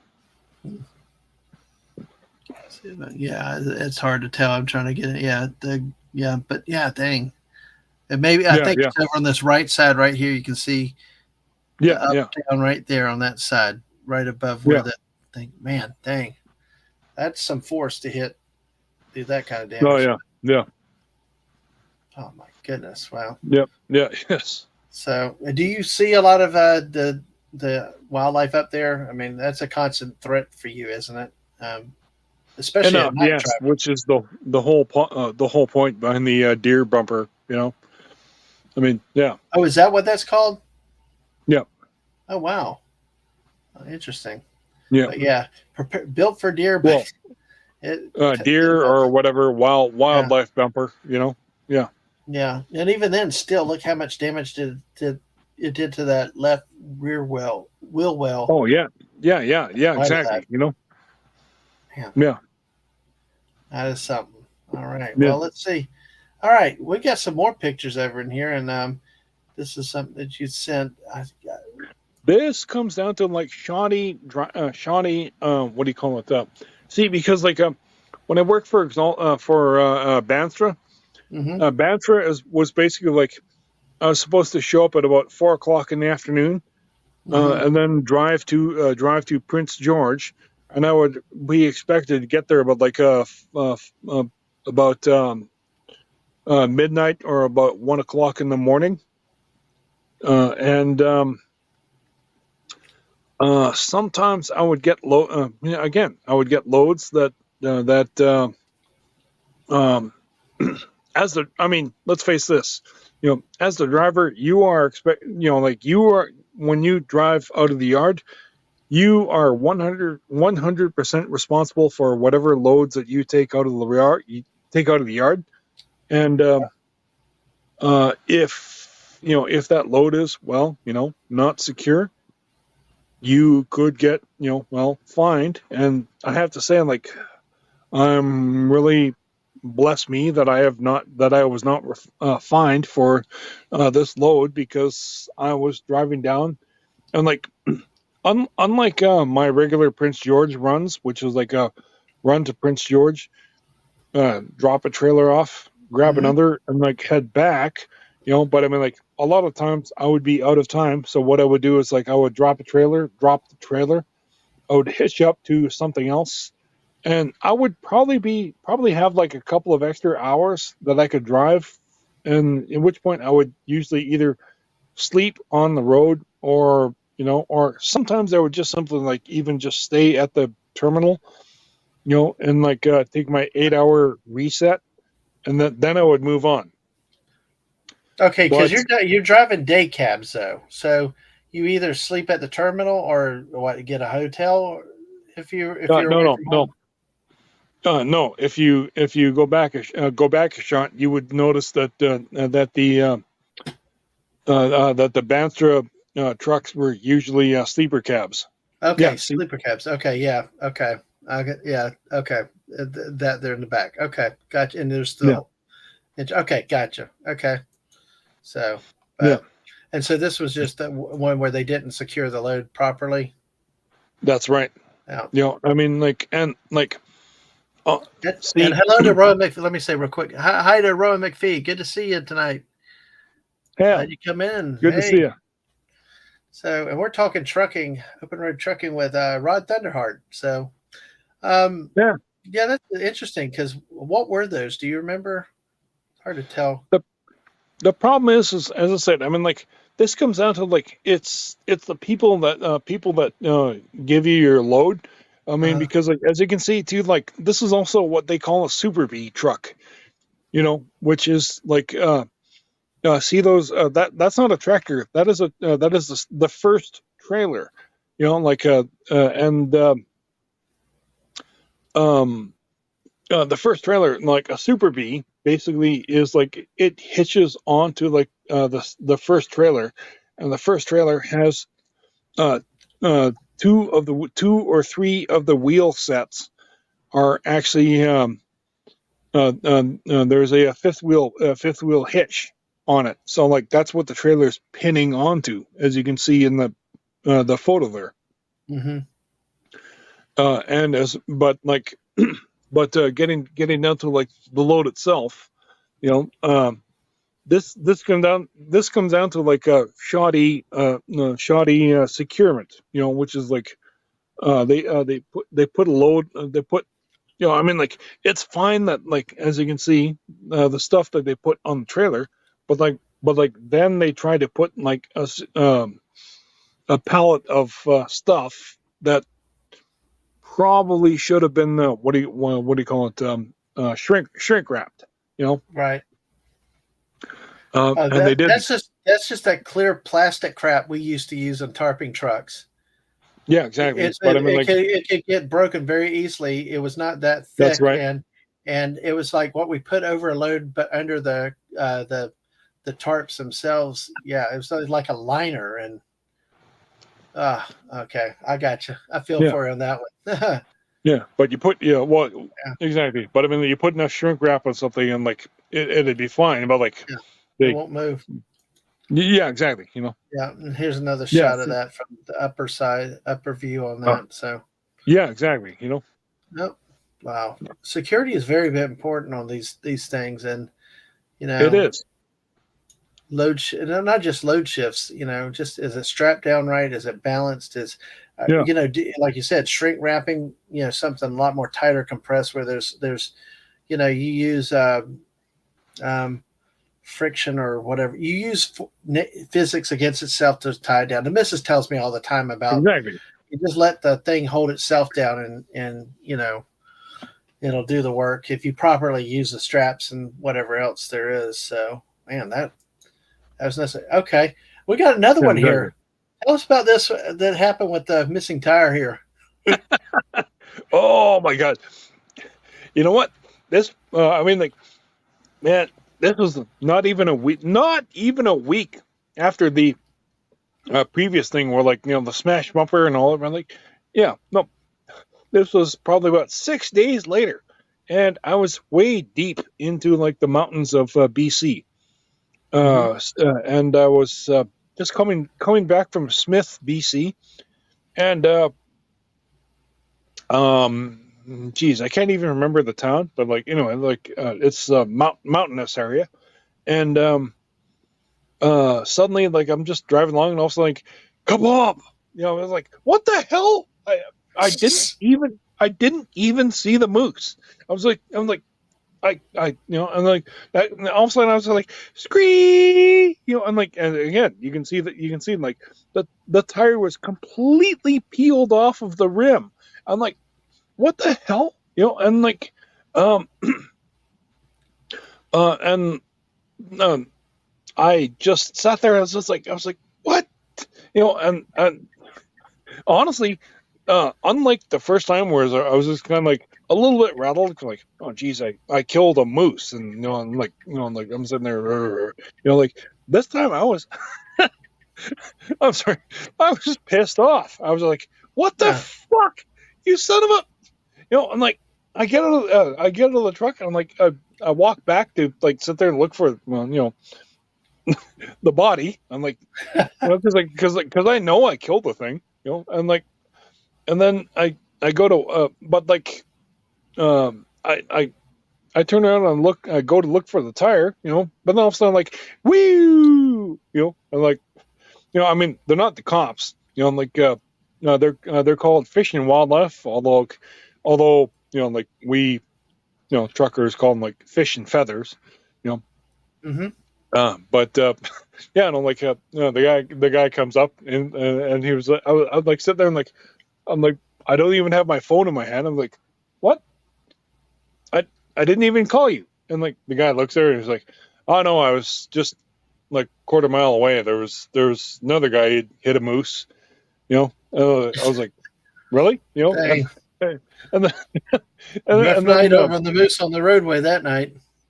oh yeah, no, that's exactly what he said too. And like he said, like there was a lot of moose on the road, and and like he said basically, I was just sitting there, I was writing up another guy, reporting another guy, like another incident, and and all of a sudden, like he sat there, and all of a sudden he literally heard down the road, "Cufflump," and I was like, "Nope, there's another one." But Jeez.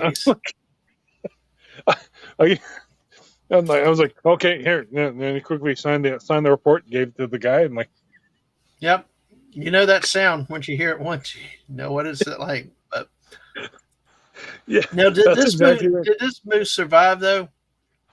Oh no, Oh, this one was long ago, man. which was actually probably a good thing. I was not not in a good mood because like I was like probably like 2 hours towards the end of my my run time, and like Right. if I had seen the dead body, just like I probably would have ran up and like, you mother, blah, blah, blah. What the fuck? I'm trying to finish my thing. Like, Oh my gosh, yeah. Yeah. but like props to my company, like they had me up and running like within an hour, and like Well, like you hate when they take it out on you, though, and the company takes it out on you because but I mean, it's a job hazard, like cars out there, yeah, that, and especially wildlife is something you can't predict. It's almost like an act of God thing that you can be as careful as you want to be, and yet you can still, they'll run into you. I know deer, we really slow down whenever we get deer around. We've been in some of the national parks on the driving tours. We really go slow to nearly stop if they're around too close, just so that we don't. That's right. Okay, and here's another shot of it. Oh, wow, not as much damage as the other one. That's what I'm trying to figure out. How did he not like damage the front? It was just like the tire area. I agree with you. I'm 100% with you. I'm just like, how the blip did this bastard, like, really all he did was he just peeled the tire off. That's it. Wow. It's just crazy. Funny how that happens. It's insane. Yeah. Honestly, I didn't even see the moose. I'm like sitting there, I was like, "What the boom boom?" I will tell you, one time we were driving down from Tennessee into Mississippi, and there was a black shadow. It was pitch black. It was blacker than black. It was a new moon and everything. It was so dark out there. But with my headlights down the road, we saw something darker than the night that actually it wasn't illuminated by our headlights, but there was something dark ahead in the dark that we saw rumble across the car in front of us. We're like, thank God we didn't hit that. We still had no clue what that was to this day. Yeah, absolutely. That's why I try to get off the road at night. And this is the tire, right? Yep. Oh, yeah. See, that I'm not kidding you. That tire went a whole bloody quarter mile from where I hit it. I'm like, here's the other thing. I'm like, I'm sitting like a couple of other fish and feathers guys showed up when it happened. Like the guy was like, let me for people, fish and feathers are who? Sorry. Yeah, I know fish and wildlife. Okay, I like fish and feathers better, but I thought we'd make it obvious for everybody else. That's what exactly. But like, like a couple of other guys like they sat there like, I'm like, I honestly, I didn't even see the body. I mean, like the body of the first moose, that I had killed, like of the earlier thing. As you can see, it was earlier in the day. Not quite, but like like the sun at least was still up. Like this one, like no, it was completely dark. And like and also like the other thing too is like this was later in the day too, because it was well also in BC, and like that's where like it may be like in Alberta when the sun sets and it's like 8 o'clock. Okay, you can still see the sun, but Right. in BC when the sun sets probably about like 7 o'clock, because like the sun goes behind the mountains and you can't see shit. You know, Right. which of course is like again where your mountains come. But Yeah. anyway, like this one, like it peeled the tire off, and like all I remember, is like I was like boom, and like all I know is like suddenly I see out of my driver's side window that I see sharp sparks, and like I'm suddenly like, what the hell, and like Gee. then I look and I'm not kidding you, in the headlights I see the tire, boom, boom, boom, boom, boom, running down the road. I'm like, what? I'm like, how did that happen? I'm like, it happened so damn fast. A, I didn't see the moose, and B, suddenly the tire peels off, and here I am, like with my right side steering wheel in, and you could see the sparks in the thing. I'm like I stopped, obviously, and like that tire rolled like a quarter damn mile away from where I was. Hmm. And I didn't even find it. I couldn't have rolled this far, but like, but then like finding something dark in the dark. Yeah, exactly. Yeah, exactly. Jeez. It was one of the fish and feathers guys. Like, hey man, here's your tire. I'm like, right. Well, not what? gonna do us any good now. We're not gonna be able to reuse that. So, but yeah, exactly. Yeah, no, you're right. At least get it off the road. So get anybody else. So. Yeah, no, and as you can see, I'm like, oh man, like the impact of the moose, like boom, like you can see the thing on the top left there, that went quick. So that went very quick. Sorry about that. We're about back there. I'm going to come back into the parking like this. Nice parking job here. Thanks. Backing there that way. So, as you load up to your docks here, or to load off there. Yep. Yes. Here, I know you were proud of this one though. Oh yes, because like you can't see it in the picture, but like it's kind of like a 45-degree angle to like to the sun, and like and like and like that's the other thing too. Like a lot of times when you're backing into like to a dock, it's sometimes I mean a lot sometimes. Well, honestly, it's just plain ordinary. Like you feel. And like you look at the trailer, and like, but like there's a lot of other times too, like you sit there and like you manage to gauge it from like the shadows, like where the sun is and whatnot, Oh, and so there, and this is another one. You're following a Coke truck here. That was like, I'm going like maybe like 5 miles an hour, if that, like it's, and that's also because like the because it looks like there was a late shift ahead. Looking at the sign on the right, like there might have been construction.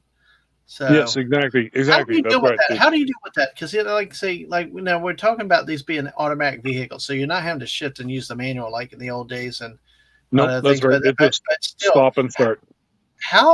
How hard is that to do that stop and start, especially in these larger vehicles like that? And when you're dealing with smaller cars and motorcycles and all that, I mean, especially like in this situation. See, this is why I'm so close to this truck. I mean, like I wouldn't normally be this close, but when you're only going like 5 miles an hour, that's the thing. It's like, oh yeah. And the other thing too, the other reason why I'm being this damn close is because I don't want asshole. I'm sorry. I don't want a-holes jumping in between us. When we are when I'm trying to like crawl this close, because like there's so many idiots who like to sit there and like, oh hey, I can fit in there. I'm like, yeah, and like, no, you can't. Yeah, you can, but like, it'd be so much easier for me to like suddenly crunch your trailer car versus like me and this guy are probably hauling approximately the same weight, and as a result, we have the same stopping distance. Right. Like the amount of time that we, that we calculate from like, oh, he's slowed down. Oh, I better slow down. What we've seen is that motorcycles go up between the lanes, so it's like people in the available space they will drive in and through it. And in Kentucky, they were driving 55 down on the right border of the interstate. Just it's like even though half of it was off the road, they weren't stopping in. They were driving. So. Oh yeah, exactly. Absolutely. So and then we got here's another load here with straps. These look like the normal concrete barriers. So we got more some of the straps that we'll be talking about shortly. So those are called Jersey barriers. They're approximately 3,500 pounds each, and they put 4 per row, and then as you can see, like they're in the middle part there, like they only put 3, whereas like the rest of them they put 4 per row, and like otherwise you could be overweight, Mm-hmm. So yeah, because that's the weight limits and stuff. Because I know at least down here in the southeast U.S., each state you go state to state, they have weigh stations. You have to pull in and they monitor your weight. I think some they skip. I think I'm not sure how you have to go in, but what type of? I mean, how do you do? I know it's electronic now. You pull in at a speed and then they weigh you, but how does that work? How do they check your weight up where y'all are? Is it electronic? Do you pull in the weigh areas or? But then, and also, here's my other thing: how would a cop want to know if you're on the side of the road? Know you're overweight? They don't when you pull you over, but honestly, like when a cop pulls you over on the side of the road, usually it's mostly because they probably have what do you call them, heat detection things, heat detection guns, because sometimes like the quote older trucks, their trailers can sometimes have the as good as their air brakes are. They can sometimes tend to drag, and then if they drag, sometimes like it builds up heat, and as a result, and that's really what the guns that the cops aim at you is like they check that if your brakes aren't dragging, then like obviously you're not turning like red, so to speak. And by the way, and this comes down to like something honestly, this has always irritated me in not just in movies and TV shows, and that is like a perfect example. A perfect example is Fast and Furious 4. Like what's her name? Letty. What's her name? Michelle Rodriguez. Like she runs up and like she disconnects the air brakes. I'm just like, well, all of us truck drivers in the audience are like, what? No, that doesn't happen. Because like, see, here's the difference. See, air brakes is always. Yeah, always. Please. I was going to ask you. No, I don't mind. What are air brakes? Why is it important? What is it? Is it different than normal brakes? Like we think of the threads. You're absolutely right. You're absolutely correct. See, air brakes are 100% different from plain old everyday regular brakes. Because a regular brake, like if you're like driving down the road and like your brakes are disconnected and you try to I mean, we've all seen this in the detective shows, like when like a guy's driving down the road and like his brakes are disconnected, like the lines are cut, right? He goes to tap his brakes and like, hey, like he keeps tap tap tap, hey, I can't stop. Yeah, right. Well, no, you can't do that with air brakes. You see, air brakes, the whole point behind them is that what they do is like they are pressurized so that when air brakes are designed so that when you hook up to a trailer, like you sit there and like what you have to do is you you have to release them, because when you sit there, right? Because what happens is the brakes have to pressurize up, and when you hit that release button, that's just it. Because the brakes release from where because basically what it is, it's a giant drum, and like when you hit the air brakes, the air pressurizes this giant spring, so that the again, it's a safety mechanism, so that when you hit the air, the air pressurizes up so much that it presses against this giant spring, and the spring releases.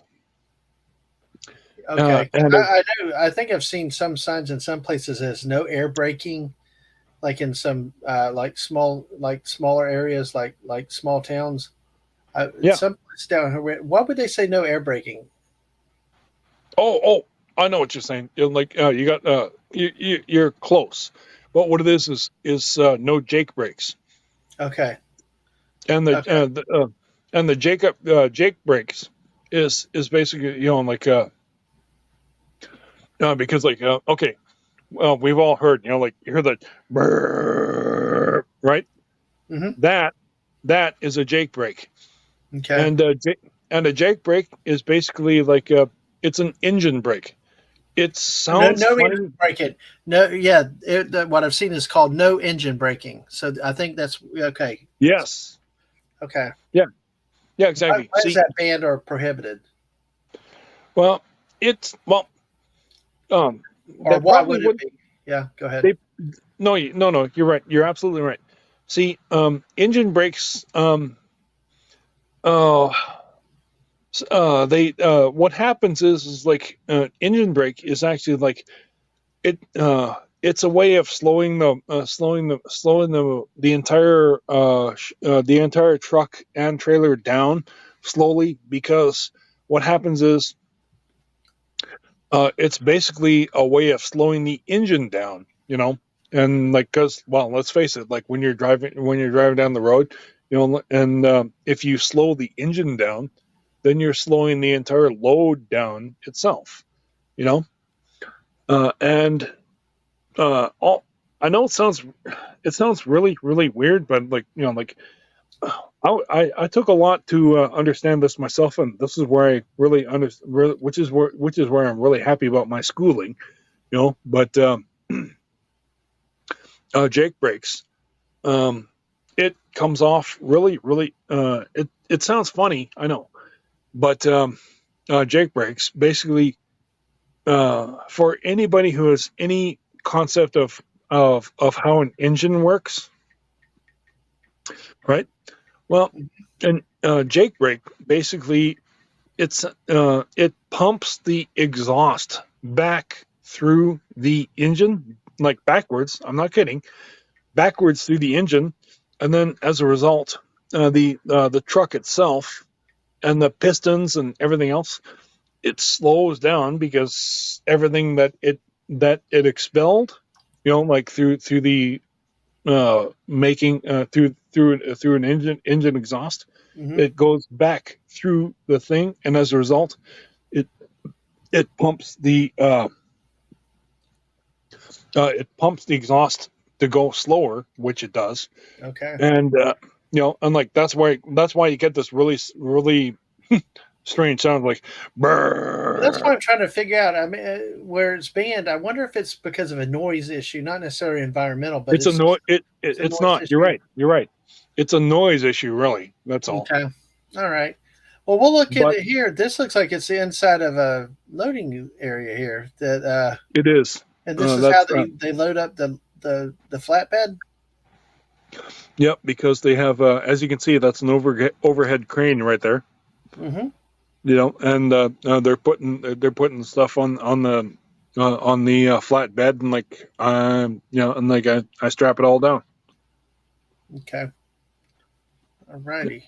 So, well, yeah, we'll talk strapping in just a minute here. This one here. I remember the day Oh, you tweeted this one. yes. because this one, and let me tell, I'll try to set it up, and if you correct me if I'm wrong with the setup on this. I No. was looking at Twitter one day. Rod's out there and talking about this thing.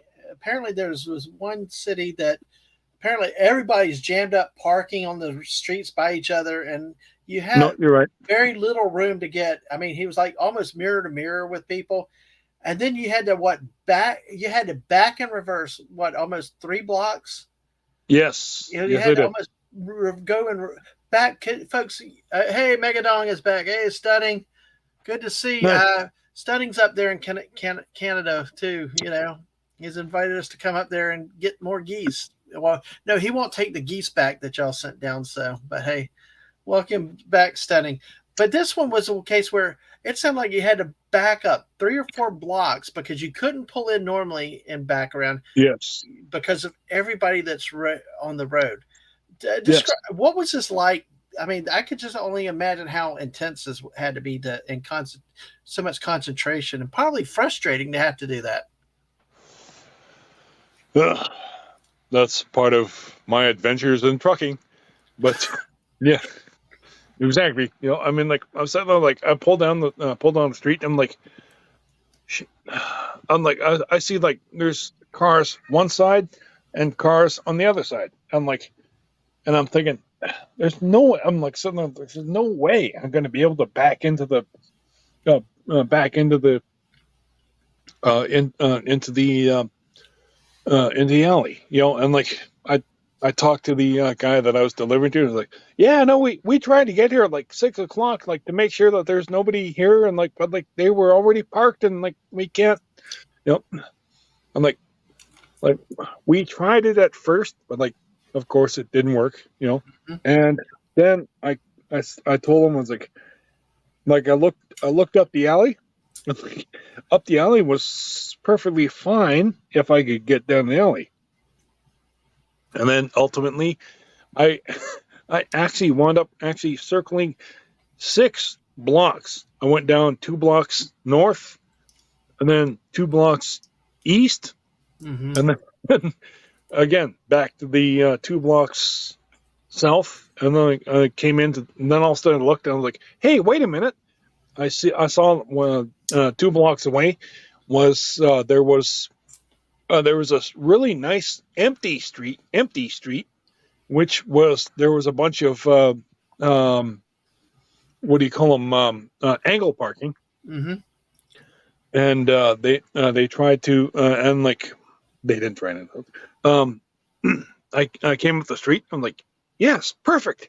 You know, so then I backed into the back alley, which is where they were. I'm like, I thought it was cool though too, because like I pulled away, you know, like I headed north, and like I'm sure the guys who I was delivering to, they're like, "Oh, geez," and like I even told them, I was like, "This probably should have been delivered on 2 5-tons," you know. Mm-hmm. And like I said, okay, I'll see what I can do, you know. And like again, I pulled away, and like there's I'm like, okay, where is he, you know? And all of a sudden, like they probably sat there like. And then they saw like I was 2 blocks away, but I was backing down the alley. Like, hey, there he is! You know, and they're like, yes, hooray, yeah! I'm like, and then all of a sudden I backed into the alley. I'm like, I'm 2 blocks away, but I'm backing up towards them. I'm like, yes, here he is! I'm like, they ran down the alley. Yeah. And they were blocking the alley to make sure that nobody else was like crossing the streets. I'm like, yeah, no, There you go. Yeah, no, it was awesome. Adventures in trucking. And hey, Steve, hey, I'll see you later at Mark D with the C's later tonight. Thank you for stopping by, actually staying with us a long while, Steve. Hope you found it interesting between the Mother's Day and now with Rod with the trucking. Yeah, I remember this thing on Twitter. This was a hilarious thing that day. I could just imagine how intense that was. But yeah. Oh yeah, no, and like the guys on the thing, like they were super happy. And I'm like, yeah, good for you. What's holding them up because they can't do their job where they're waiting on for this stuff. And look, it doesn't look like much. It's so flat, but it was probably key to what they were working on. You know, you almost wonder if a little van would have taken that in, but I'm sure there are reasons why they used a flatbed. So, yeah. All right. Well, let's look at here. This another thing you've got. It's a big old mother. This thing looks, Now, do you strap this, or does somebody else strap this for you? Okay, no. I always strap my own load. Okay. All right. Yeah, Okay. no, and as you can probably these are called, well, they're not nuclear vessels, but Okay. Well, they're we a vessel. ah the tube itself, the metal tube. Oh wow. Yeah, Yeah, and yeah. we'll talk the straps. We got a close up of the straps in a little bit. Yeah, that's. I'm just like, man, because that's. It's just like amazing how that's. I don't know. That's a lot of weight for sure. Then here's another, which is looks like this almost looks like a water pipe. Uh, Probably. I mean, like Yeah. I'm not a Yeah. Well, I'm just judging based on what I've seen on TV and everything else. But look at that. But it's again another strap job, all over the top like that. And we'll see. This is the inside view. I love the inside view. And zoom then it in. Yes. and even these get strapped down. These little parts. I wonder. Wow, we don't know what See, they're for. And I tell you what. See that these 2x4s that are here, that's or a they're yeah. four It's by a fours. 4x. Yeah, four Why by fours. Yes. why do you put those on? Are they to help keep it? Are they running the straps over the 4x4? Does that help Yes, it the does. hold? Okay, let me let you explain that then. Yeah, exactly. See, like I put the 4x4s up, and because the other thing too is like, well, let's face it, you're basically strapping down a cereal bowl, you know, and like it's. I mean, I could have done it without the dunnage. That's what they're called. It's wood dunnage. Mm-hmm. Um, but by by putting the wood on, that gives the straps something solid to hang on to. I mean, like I could do it on the edges of the well, cereal bowls, but you know, it makes it like it's a tougher friction purchase for the straps. But I mean, if I put like something like the dunnage on, it makes it a lot easier because like then the straps have something more solid to hold down onto, and like it presses down, it's a lot more solid and a Mm-hmm. lot better, like a lot better solid strength for something to strap down onto. And if you look carefully too, like I've put plastic corners on the on the dunnage for the straps to hold down more solidly. Mm-hmm. Yeah, Okay. Yeah. yeah, It's you can't. And here's another side view of it too. You get these things have got to be tied down properly so they don't yeah. shift or anything else like that. So That's right. yeah, we got that because you definitely don't want to shift it when you get out of the yard because then out in the road's not the time to have to be Yeah, shifting your load around and resecuring it. that's Okay, that's right. I've been dying to ask about this. What is this plastic piece? What's it for? And how did it break? It's called a corner, and that's exactly why we. This is exactly why, like, if you can go back to the previous picture, Mhm. um, but yeah, and then zoom in and like look carefully. You'll see that I have I've been a huge believer of what I do is like I cut pieces of these straps, and I will do is I will put those pieces over the really, as you can see, the edge of the bowl. Really, Right there. I put those. Yes, exactly. I fold those in half, and I put those over the sharp edges of the bowl Hmm. because those things, as you can see, those things are way better than like as you saw in the picture of the plastic corner. These things are way better than like the sharp, or rather like the plastic corner, because as you can see, as again in that picture, the plastic corners break. Yeah, Yeah. because See? that metal, it may not. That metal is when kind of, it might not be cutting sharp, but it's sharp enough to where once you put that strap down as tight as you have to have the strap down, that plastic's going to break at some point. It can Yeah. only See, stand so much. Yeah, you're absolutely right. See, yeah, that's exactly. yeah. And thanks for pointing that out. That was I appreciate That's that. awesome. And these are some ramps that you transported. Just a week ago, yes. All right, so they're good ramps there. And here's, I think these are some more of the ramps. Oh, these are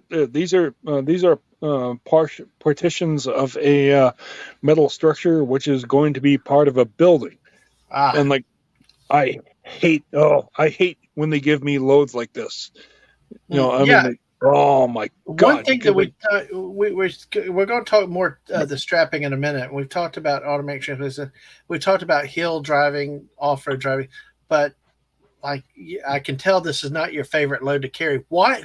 What makes it? Is it physically the way the truck performs and how you have to drive and the where driving is physical. Even if you're driving on vacation, you're right. 8 hour drive, there's a lot of physicality to going to it. So what about it is about driving a load like this makes you not like this load? You like some loads better than this. What Simple. what about it? Simple. Mm-hmm. And that is that um, these trailers, these step deck trailers, like that's what they're called. They're called step decks because because like there's a step at the or over the first set of duals. But it's really, honestly, it's more the fact that like all of the winches are fixed. You can't move them. Like if you have to like strap something down, you Mm-hmm. you have to deal with where it is, and if you zoom in on like some of the places, some of the things on the top, you have no choice where the strap is supposed to go. You can Right. pull it slightly to the side, but like that's the problem. Like I freaking hate that. Like again, even my previous job, Nisku Dispatch, I Mm-hmm. I like them because like one of the straps, one of the one of the trailers that I would normally be using, which was a 48. This is a 53, by the way. Was a 48, but like the straps, or pardon me, the winches, like where you strap on, like you could slide them left or right. Like you could move them down to like wherever they needed to be fastened.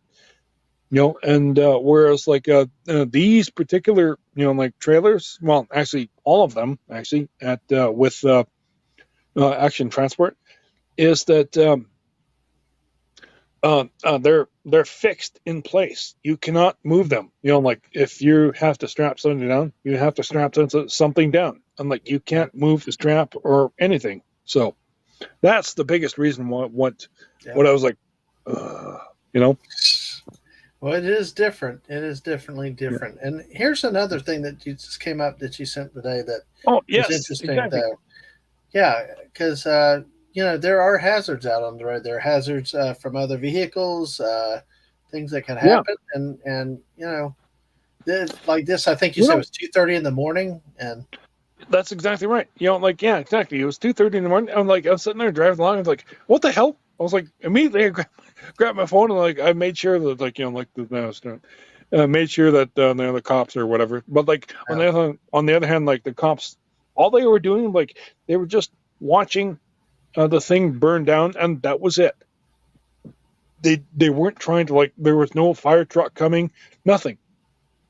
but is It this an just area that would have a fire truck, or I mean, because this would be out in the middle of nowhere, though, right? You got a fair point there too, because it was probably about an hour away from like Prince George, like Mhm. way down on the mountain road, and like I I get it, like because I mean like the thing is burning down, and you know, but I mean like on the other side of the coin, I mean like it's a bunch of dangerous goods. It made me think. It reminded me of like when that about a month ago when Yeah. that when that train in Ohio, Oh yeah. it like blew up, you know, and they're saying like it's a controlled burn, you know, is like what they said, but like you know, but on the other hand, I was like, well, what's being released in the atmosphere when they do that, you know, and Yeah, like you never know, and it's just, as long as it doesn't cause the bigger fire to spread out and burn down the no, forest. that's right, That's the big thing too. So that yeah, really seemed to be all what they were all that they're doing is just to make sure that it didn't spread into like yeah, the forest. That's all. yeah. But see, these are the types of road hazards that truckers have to deal with at times, Yeah, all times of the day. And then this is the other view from, I guess you're pulling up on it with the I was just kind of emergency was like, what vehicles. the hell is that? You know, like, and I Yeah. pull up my phone. What? Click. Oh, that's cool. And so we're looking at inside the cabs now. These do you load these yourself? These type of things, or do they Nope. have other people? Okay, so This is the people. whole reason. This is the whole reason why I was happy to have a van. It was because it's just like no, like I back up to the dock, open the doors, and all of a Mhm. sudden, then I pull out and fiddle on my phone for the next 20, 25, 45 minutes. I'm sitting there because like, you know, the guy with the forklift he's driving on, like, you know, and like he, you know, and then he, you know, Yep. loads the thing up, you know, like, okay, bro, you're done. Like, Yep. I'm like, yes, Now thank you. notice. Now I noticed these are shrink wrap. There's no wraps, no straps, but these are shrink That's wrap right. loads. That's So right. on the pallet they should not move. Nope, that's right. So you wouldn't strap them. Now these are also shrink wrap. These are Again, those things. these Go are back. shrink. Go back. See Okay. the taller ones there. Mm-hmm. Like, oh man, like, because that thing is about 13 feet. The van itself is about 13 feet tall. So Mm-hmm. those things are probably about a good like 10 feet themselves. Now these particular things, Yeah. skids, you know. So wow, you know, like there's probably about 13 of those, you know. Right. Yeah. It's like out there, and then it comes back to the back, and you got these that are. I mean, the main thing is to keep them from coming backwards. Those are Yep. neat the way they plug into That's right. the sides of the van. Yep. Uh, Yeah. got that, and here now strapping. All right, because this is what I used to do in the summer as a teenager one year, and it was the hottest, hardest work I ever did in my life, and I knew I didn't want to do that. But see, Yeah. back See. then, this was like 86 to 88, and for the Yeah. company, they had us out there doing stuff like that. So I guess the driver still would check the strap job, I guess, at the end, but still. We had to put the tarp over it, or we had to put the most of what was done was tarp type loads. We really wasn't heavy metal like that, like these pipes and stuff like that. Most of it was like pallet jobs and stuff where you threw a tarp over and you strapped it down with a tarp and a liner. But Yeah. Yeah. now explain, because normally you just run it through the other side, lock it down. But this is what you were talking to me about, how you are Yeah. doubling it over on itself. Now, why See, is that? see, look carefully, and you can see that see the strap. See right where your cursor is. Mm-hmm. That is the end of the strap. So if here's the thing, like when you tighten down your strap, what happens is like again, see if you look on the closer, yeah, right there, yeah. Mm-hmm. That's called the point of friction. So that is like when you sit there and you tighten that mother effer down, like right, you know, that means that when you're when you're driving down the road, you know, when you get like road vibrations, like when you sit there, you know, right, when you get that, like, well, let's face it, see that edge of the frick, I can't think of the word of it, you know, well, anyway, like when you see when the strap is vibrating against that down the road, that causes friction, and like as a result, that could basically saw into the strap, and as a result, you know, like over a long period of time, that would cause the strap to, you know, you could basically it could actually saw right through the strap, you know. Mm-hmm. Um, But I came up with a better alternative to this. See, this is generally the way that truckers do this. Like they strap down on this thing. This way. Right. However, and I'm hoping you have the follow up to these the strap Yep. to my straps. Yeah. Again, see that's what happens is that over time, by using the same way of that I did this, or that they normally do this, you if ultimately you'll wind up with a shorter strap, like probably maybe like 10, 12 feet long, because they're going over a load like this, But Right. yeah, next picture. Yep. Let's see there. That's There. where you. See. Yep. Oh yeah, this. Oh, I'm sorry. I'm sorry. I'm proud of this. Like it doesn't look like that when you tighten it down, but like, see, look at in my hand, you can see like that is where the edge of the strap is. Mm-hmm. But I found like if you double the strap over onto itself, I know you might have to see it to believe it, but like if you double strap over onto itself, what happens is like when you tighten down, you're tightening down, and like the strap is the point of friction on the edge of the the point of friction is being tightened down onto the edge of the strap, and as a result, if that load were ever to let go, the strap, it's because the strap is, well, A, not tight enough, and B,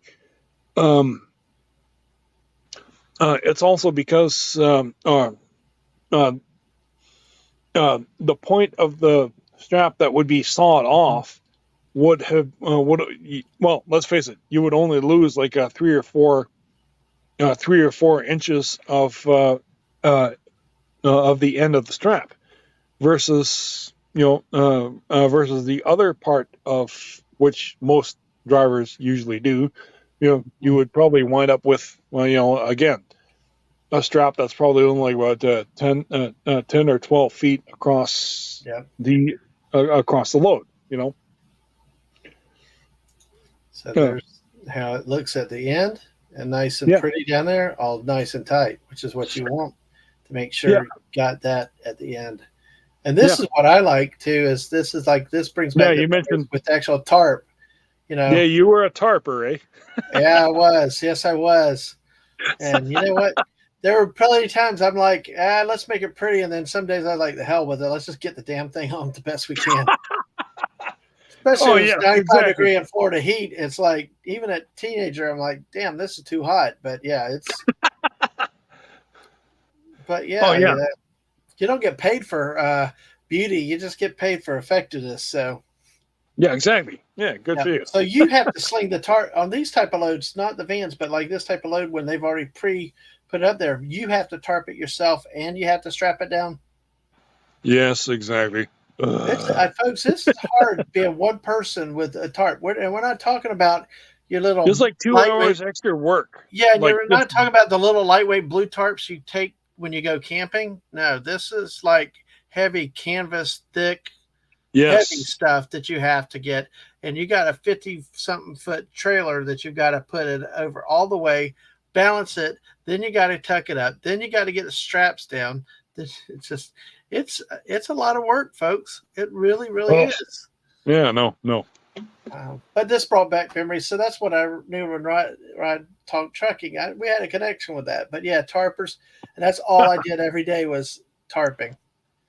Like, exactly. But I know, and I think sometimes the tarping's just for just like me. I think it's just to make it look nice, because when they shrink wrap it and everything else, the straps should be enough. But and look at that sky. Nothing is raining. Nothing is snowing. It's like, what the flip, man? why are we putting this other piece of plastic on it just to make it look pretty? But Yeah, exactly.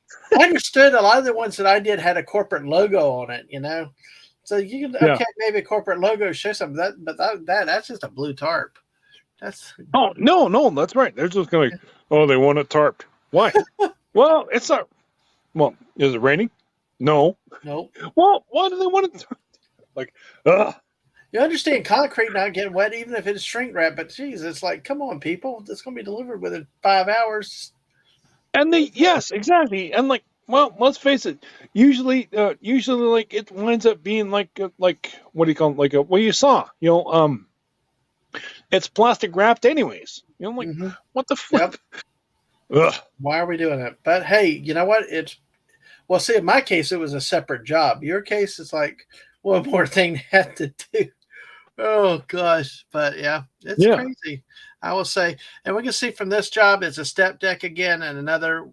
This one has change and a strap over the top. Yep. Some of these you can only go over the top, but you have the extra support with a change from the side and down low. I put the chains up, but I'm like, I only strap because I was like sitting there like, it was just one of those like, I mean, like, it might be thinking too hard, maybe, but I mean, like, I'm still one of those guys like, I'd rather think of. Yeah, you'd rather be safe than sorry, because you know what? You'd rather overstrap than understrap, because once you get out on the road, once you leave the yard, you don't want to be on the side of an interstate with traffic moving, having to do this, or even worse, your load shifts. Even if it doesn't fall over, you're not going to be able to move it to get it rebalanced properly out on the road like that. So you have to make the stuff done right before you leave the yard. And like I said, you'd rather overstrap than understrap. Exactly. You just nailed it. Yep. And Yemi says, well, have you seen Florida weather? Could rain in the next 30 minutes. That's good why point, I was in Florida, though. That's why we tarped it all in Florida. But, Good point. Yes, exactly. Exactly. So, but yeah, we got that. Here's a closer view, a little bit prettier of a shot with it. And you can see we got the chains are crossed, chains on the side. You see there's a strap down low as well as a strap over the top. So you got multiple ways of holding it down using friction and using gravity to help secure the load so it doesn't shift.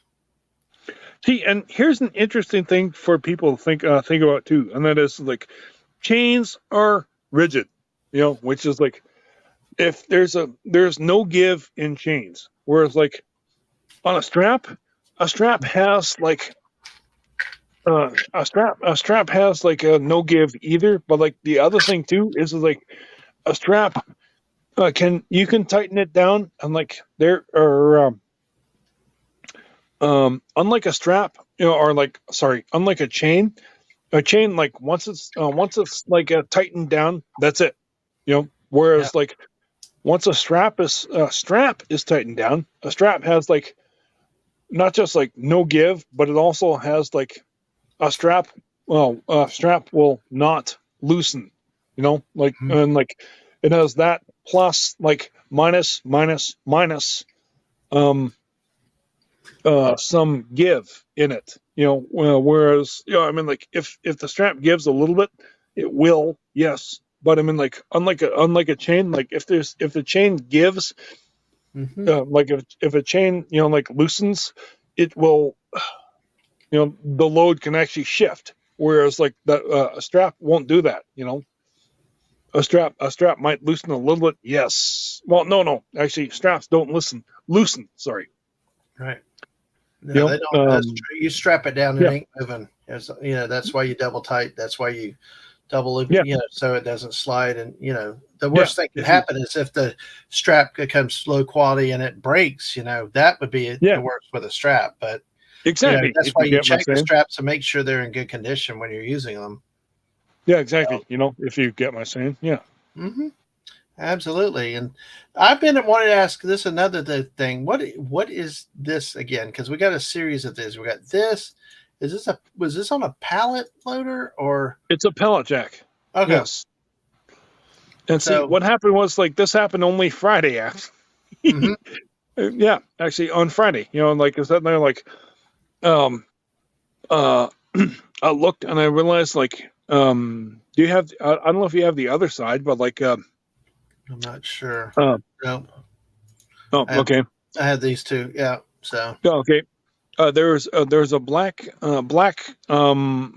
piece that like well okay, it's got a nut, and like you tighten the nut, and like it will well obviously prevent the roller from falling off like this. But if you look carefully at the center, you know, like they're roller bearings, like they're obviously meant to be like hold like thousands of pounds, which is like awesome, you know, like good. But like you know, problem is like you still need a nut to make sure that the wheel holds on, you know, like well tightly. But I discovered, you know, well, you know, I mean, as a trucker, you know, I mean, like a lot of times too, like you have to you know, go through these things. Like sometimes, well, let's face it, sometimes you're thousands of miles away from where you are, and like you call your dispatcher, and like mhm. shit, I can't give you an extra pallet jack like from where I am. You know, like I mean, generally, I mean, they're supposed to, and they should be able to. You know, they're like, okay, hang on a second, let me call blah blah, and they can either rent or give you we'll buy you a pallet jack, and there you go. You know, but you know, Yep. again, it's just one of those like, ugh, I got to deal with it, and like, and Yeah. actually, I have to deal with this very same pallet jack tomorrow. You know, because I've got a van job tomorrow, and but I mean, I don't want to say it's a big thing to deal with. I mean, because generally it's not, because like in spite of like the picture, like it doesn't fall off or anything like that. I Mhm. mean, because again, you look at the center of the thing, it's got roller bearings, and as long as it's on the spine, you know, like on the axle thing, right? It'll be fine, you know. But Right. you just have to watch carefully, like when you're turning, spinning your thing, or turning the when you're turning the thing. But aside from that, like Because those generally, pallet jacks are really important because that's those we're going to see some of the inside the van yeah, loads in a second. Those are what you have to load to get them in and off, right? yeah, Inside the exactly, van. Okay. Yeah, exactly. you don't want your wheels falling off. That's No, that's no right, the that's right. pallet. Talk about pallet shifting. So, but yeah, Yeah, hey, let me say hello to the great Squeaka Mouse. Hey, Squeaka. She's coming in. Just want to say hi, and this is cool to listen, learn to. hey, Hope your evening's going well, Squeaka, and you're getting your stuff done. oh, She awesome, said, "I applaud how hard the thank work you. is driving a big rig." Absolutely, yeah. Because we talked a little bit about that with the challenges. You got wildlife, you got other cars, other people like that. So many different challenges. Yeah, The size of your loads, the type of your uh, loads. I yeah, mean, yeah. all that stuff goes into weighing in on you. It's not just getting behind the wheel and just drive a vehicle. Oh, We're here's about the to. other thing too. Yeah. Yeah, and actually, here's the other thing too. Is like, as you saw, like, in those previous photographs of like the load, like, here's the thing too. I was like, Go back. those exact, yeah, You want this one or do you want yeah. the other one? Oh, Okay, well, we'll go no, no, here. no, no. You're See, absolutely I'm right. always No, partial to this one. I'm partial to this one because this brings back my memories. So, yeah, no, no, but no, yeah. exactly. I mean, like, that load you saw in the van, like it was supposed to be tarped. Exactly what you just showed me right there. Okay, which one? This one here, back here? Yeah, it was Yeah, supposed to be tarped, right? yeah, yeah. They wanted me to tarp that, and like and deliver that, but like tarping takes so goddamn much Dude, extra time. and you said what, 2 hours? Yeah, probably about that. You as a driver, see, when I did this, I mean, I'm an eight, I probably was 16 at the time, went out there in the summer, did this. I mean, they didn't have the drivers doing that, at least with down here with the company that my uncle worked for. Yeah, dude. You didn't expect the drivers to have to do that. And her point about the how hard the work is driving. I mean, you're just talking about there's more in some. It sounds like in your case, it's more than just driving. It's you got to do a lot of the physical work yourself at times, right? Yeah. Oh, yeah. Oh, absolutely. I mean, like, it's one of those, like, you show up with an empty deck, and like they put all the stuff on the deck, and like Mm-hmm. you can't do anything until until you're 100% loaded. Like once you're loaded, like then you have to sit there, and like then you have to stretch the tarp over. And by Mm-hmm. the way, that's two tarps, not one. That's two tarps. And like then you have to sit there and throw straps over. Then Yeah. you have to tighten down the One straps. person, by the Then way, one person yeah, doing it by, yes, yes. yeah, And these, exactly. So like I like said earlier, these are not those tents you buy at Walmart, tarps you buy at Walmart. You go camping with. These things are heavy duty things because they're meant to withstand elements and not degrade. And they're heavy. And for one person, having to preach. drive and do it yourself, Thank you. I feel your pain, man. I really do. It created so much of a damn impression on me. My ass went to college and became an accountant. Again, preach. This man quit his job to become an accountant. That's why there's truckers out there. My dad always told me about going to school using your head. My dad said it, and my mom repeats it to this damn day. She's 84 years old. They're both like, well, that's why you worked for your uncle that summer. You know what you don't want to do. Like, nice. God, it's like, yeah, I knew quickly. So. I was in great physical shape, though, but damn. Good for you. It's like, damn. It's like, geez. I mean, because she's not kidding. So these, I'll say fucking things. I know we're in the nighttime, and I'll say a few profanities myself. But it's like these fucking things are like really hard to maneuver. They're awkward. Trying to move this thing and manipulate it by yourself. You're lucky if somebody will come help you. Back then, yeah, exactly. I got lucky if a driver would walk in out there and help. Usually the maintenance guys are doing their stuff in the bays where the air conditioning was. You're out in the heat. And all this stuff and everything else. I don't know about you because like in Florida at 90, 100, and at 95 could feel like 110. Up there where you are, I mean, how does the temper variations? Because we're going up towards the Rockies a little bit. We've been told to plan from hot in the day to cold at night. I mean, when you're out there doing this on work, tarping yourself, what is the weather out there like? I mean, what kind of temperature variations do you get? It's funny you say that because, ultimately, as you can see, because there's snow in the background. Yeah, I know. This particular day, it was fine in terms of I think it was only about minus 15, minus 10. Celsius. Minus? Yeah. See, there's snow on the ground. Look at the tires. Holy shit! Wait a second. Fuck this. Wait. Okay. Minus 10. You people talk Celsius, and I'm stuck on Fahrenheit. Okay, so what? I'm sorry, I know. No, it's okay. What, negative 10 or 15 Celsius? Is about Well, no. What did you say? Negative 10 Celsius or negative 15? Yeah, about that. Yeah, okay, minus 10, minus 15. Let's do that. Let me put it let me Google. My wife is always yelling at me about Googling, Would be 5 degrees Fahrenheit. Damn, that's cold. So I wish, yeah. And also, folks, we're also talking about straps. You definitely want to wear your gloves, especially as cold as that would be. Because I'm sure you get frostbite quickly, either touching the metal, the straps, like in the daytime in the heat, you have really hot metal to do. So, but yeah, so, I mean, to the point about how we all think driving a rig is, and I love that point, it's hard enough already, but a lot of times we just think that it's just getting behind the wheel and driving, and there's a lot more involved in the job a lot of times than that.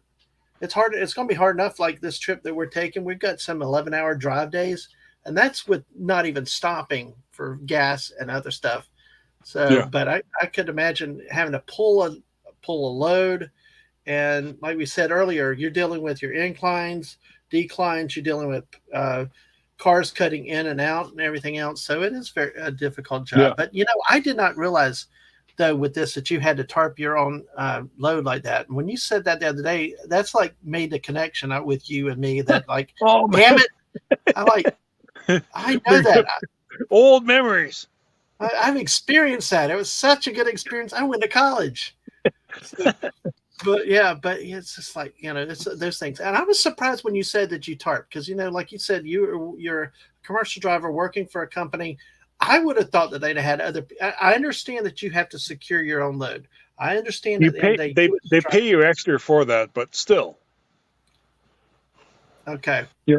Like at the end of the day, when I'm writing out my timesheet, like one of the things is I sit there and it's like, and like you cross off the extra tarping, like, which is fine, like you make an extra $25 in addition to your hourly wage, but it's still just kind of like, Yeah. I mean, There are like, some jobs that even if they pay you extra, you just don't want to do.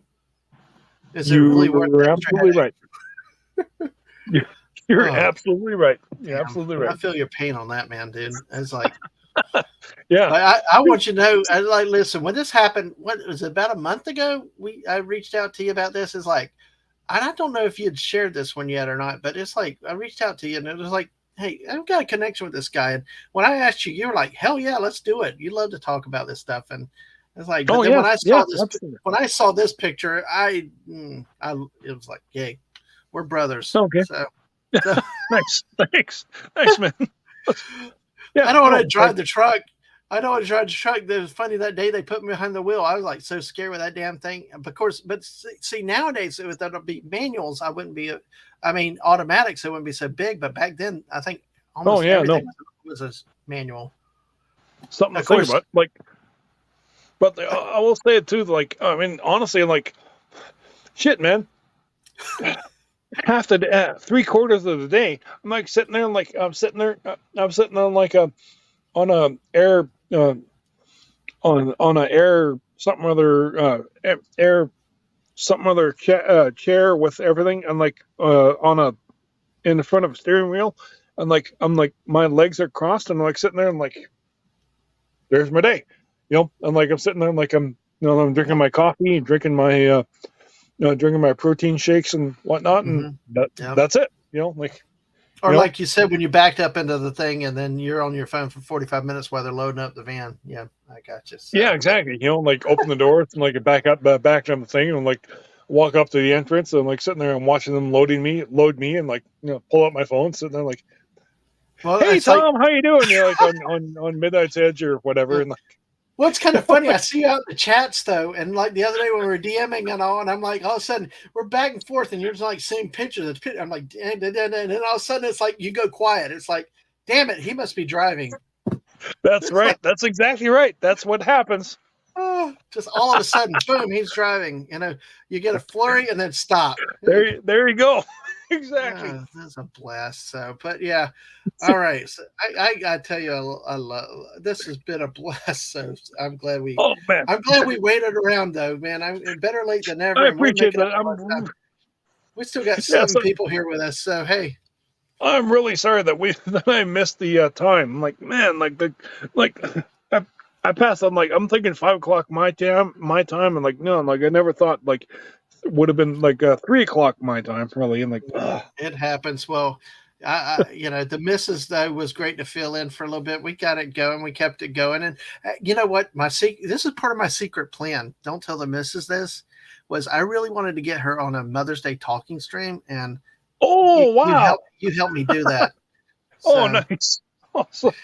After she already played Fortnite on stream with me earlier today, but yeah, so she's got the voice too. She's so beautiful sounding and everything else. And I'm just a hick yapping away. She's beautiful, gorgeous. And, everybody likes, she's got a much better voice. And yes, I'm glad y'all have enjoyed it. So yes. Oh, so she was listening. So, hey, but yes, we are great to listen to. Hopefully we can get more adventures over the month. If you want to do more down the road and stuff. Please do. Hey man, I absolutely enjoyed myself. I'm really sorry that I wasn't able to get more that I wanted to get out. I'm like, O.C. Dobbins is saying it's awesome info. Also, see, I like things about the engine braking because I've seen in many places, and I think more maybe the mountain areas where they specifically prohibit engine braking. And no, that's right. I'm like, I never quite understand. I'm still not sure if I quite understand it. I know that it's a noise thing, but to me, if it's an effective tool for braking, especially if you're dealing with altitude and mountains and inclines, I No, don't you're know right. why I don't know why you would make it illegal. But I mean, and maybe in a city that would be one thing, but and one of the things we talked about earlier is I can. I the runaway ramps, and I kind of touched on that a little bit earlier, is that, you go up the Blue Ridge Parkway, the mountains of North Carolina, Tennessee, you'll still There's see them. yeah. So, There's two reasons why I can tell you about that, and that is like first of all, the runaway ramps are just played out now a safety thing. Secondly, the other thing is that I don't know if anybody is a Monk fan. And I probably perked up a bunch of ears out there. my wife, yes. Oh my god, I love Monk too. Trust me, there's an episode where Monk meets his dad in season 5, and his dad turned out to be a truck driver. His dad, he just left the house and he went to go buy cigarettes, and then all of a sudden he's like, I'm going to become a truck driver. Ultimately he did. He became a truck driver. And don't get me wrong, I thought it was a cool plot point and everything. And ultimately, he takes Monk on a truck run, and then they're driving. Yeah, again, they're driving down a mountain, and all of a sudden, quote unquote, somebody cut the brakes, right? Yeah. Well, again, Yeah. I'm telling you as a truck driver, that is fucking bullshit. I'm sorry, that is bullshit. You can't cut somebody. You can't cut a truck driver's air brakes, because what happens is air brakes are designed so that, again, I kind of started to delve in this earlier. Go ahead. Fast and Furious 4, which is Letty cut the air brakes. No. Okay. If you cut the air brakes, what happens is the air brakes will lock up, because that is how air brakes are designed. When air brakes, when you press that, when you press that, ding, yes, when you press that, that air pressure gauge, what happens is that releases the brakes, which means that the air is pressing against the giant air brake spring, so that the things are pressing against the giant drum inside your air brakes, it releases so your wheels can roll. However, if you cut the air brakes, if there's no longer air in there, right, that means that I can't think of the air brakes will crush, the spring will press out, and as a result, the drums will stop. That means that your brakes are applied. So that when you cut the air brakes, that means you're applying the air brakes right there.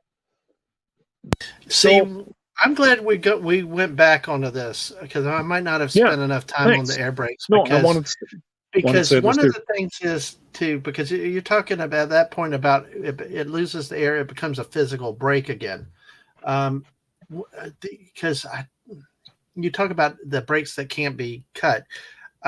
So without, I guess the air brakes are what allow them to apply the brakes quickly and allow more stopping power, where they don't actually become a mechanical thing, and it becomes like where you burn your brakes, right? Right. Okay, because this is an example. I say this because I forget the cutting the wires. You remember what a 64 Galaxy was, or 66 Galaxy? Do you know the old cars? Yeah. Oh, wow. The old heavy battleship tanker cars. Oh, yeah. Yeah. Brasstown Bald is a high point in Georgia. It's a few thousand feet up. Well, you go up, it's all fun and games, but when you come down, you got to really patch your brakes. I don't know. You said with the automatics over there, I don't know if y'all have to do a lot of brake padding or not with you where you drive. Yeah. But my brother-in-law was driving this battleship, and the Ranger was sitting in the back seat with me. My sister and him were in the front seat, and this Ranger is turning green because he keeps yelling at my brother-in-law, "Tap your brakes, tap your brakes." My brother was like, I'm doing it," and stuff. And yeah, exactly. Yeah. So I'll come back to the Mrs. Point in just a second. But basically, my brother-in-law is going, and he's yelling back, "I'm doing it." The Ranger's losing his shit in the back seat. I can see the panic because he's used to the mountains, used to the driving. My brother-in-law is in a battleship, getting faster, going friggin' almost 45 degrees downhill. Fortunately, we're down at the bottom. Somehow the curves didn't get us. We're down at the bottom of the hill. We come to a T-bone intersection. We're flying at about 40 miles an hour, blind to the left, mostly blind to the right. You can see like a little where off to the right where the dirt is, where it's been like worn out with people cutting off to the right and stuff. And we're like coming down at 40 miles an hour. My brother's mashing the brakes. No brakes. They're gone. They're beyond fucking fried. And I'm cussing because that's how bad it was. They were gone. You smelled it. They were on fire. Somehow, though, give my brother-in-law credit. He took this battleship, which should have flipped. Well, maybe if it was a modern car, it would have flipped. But this damn thing was so.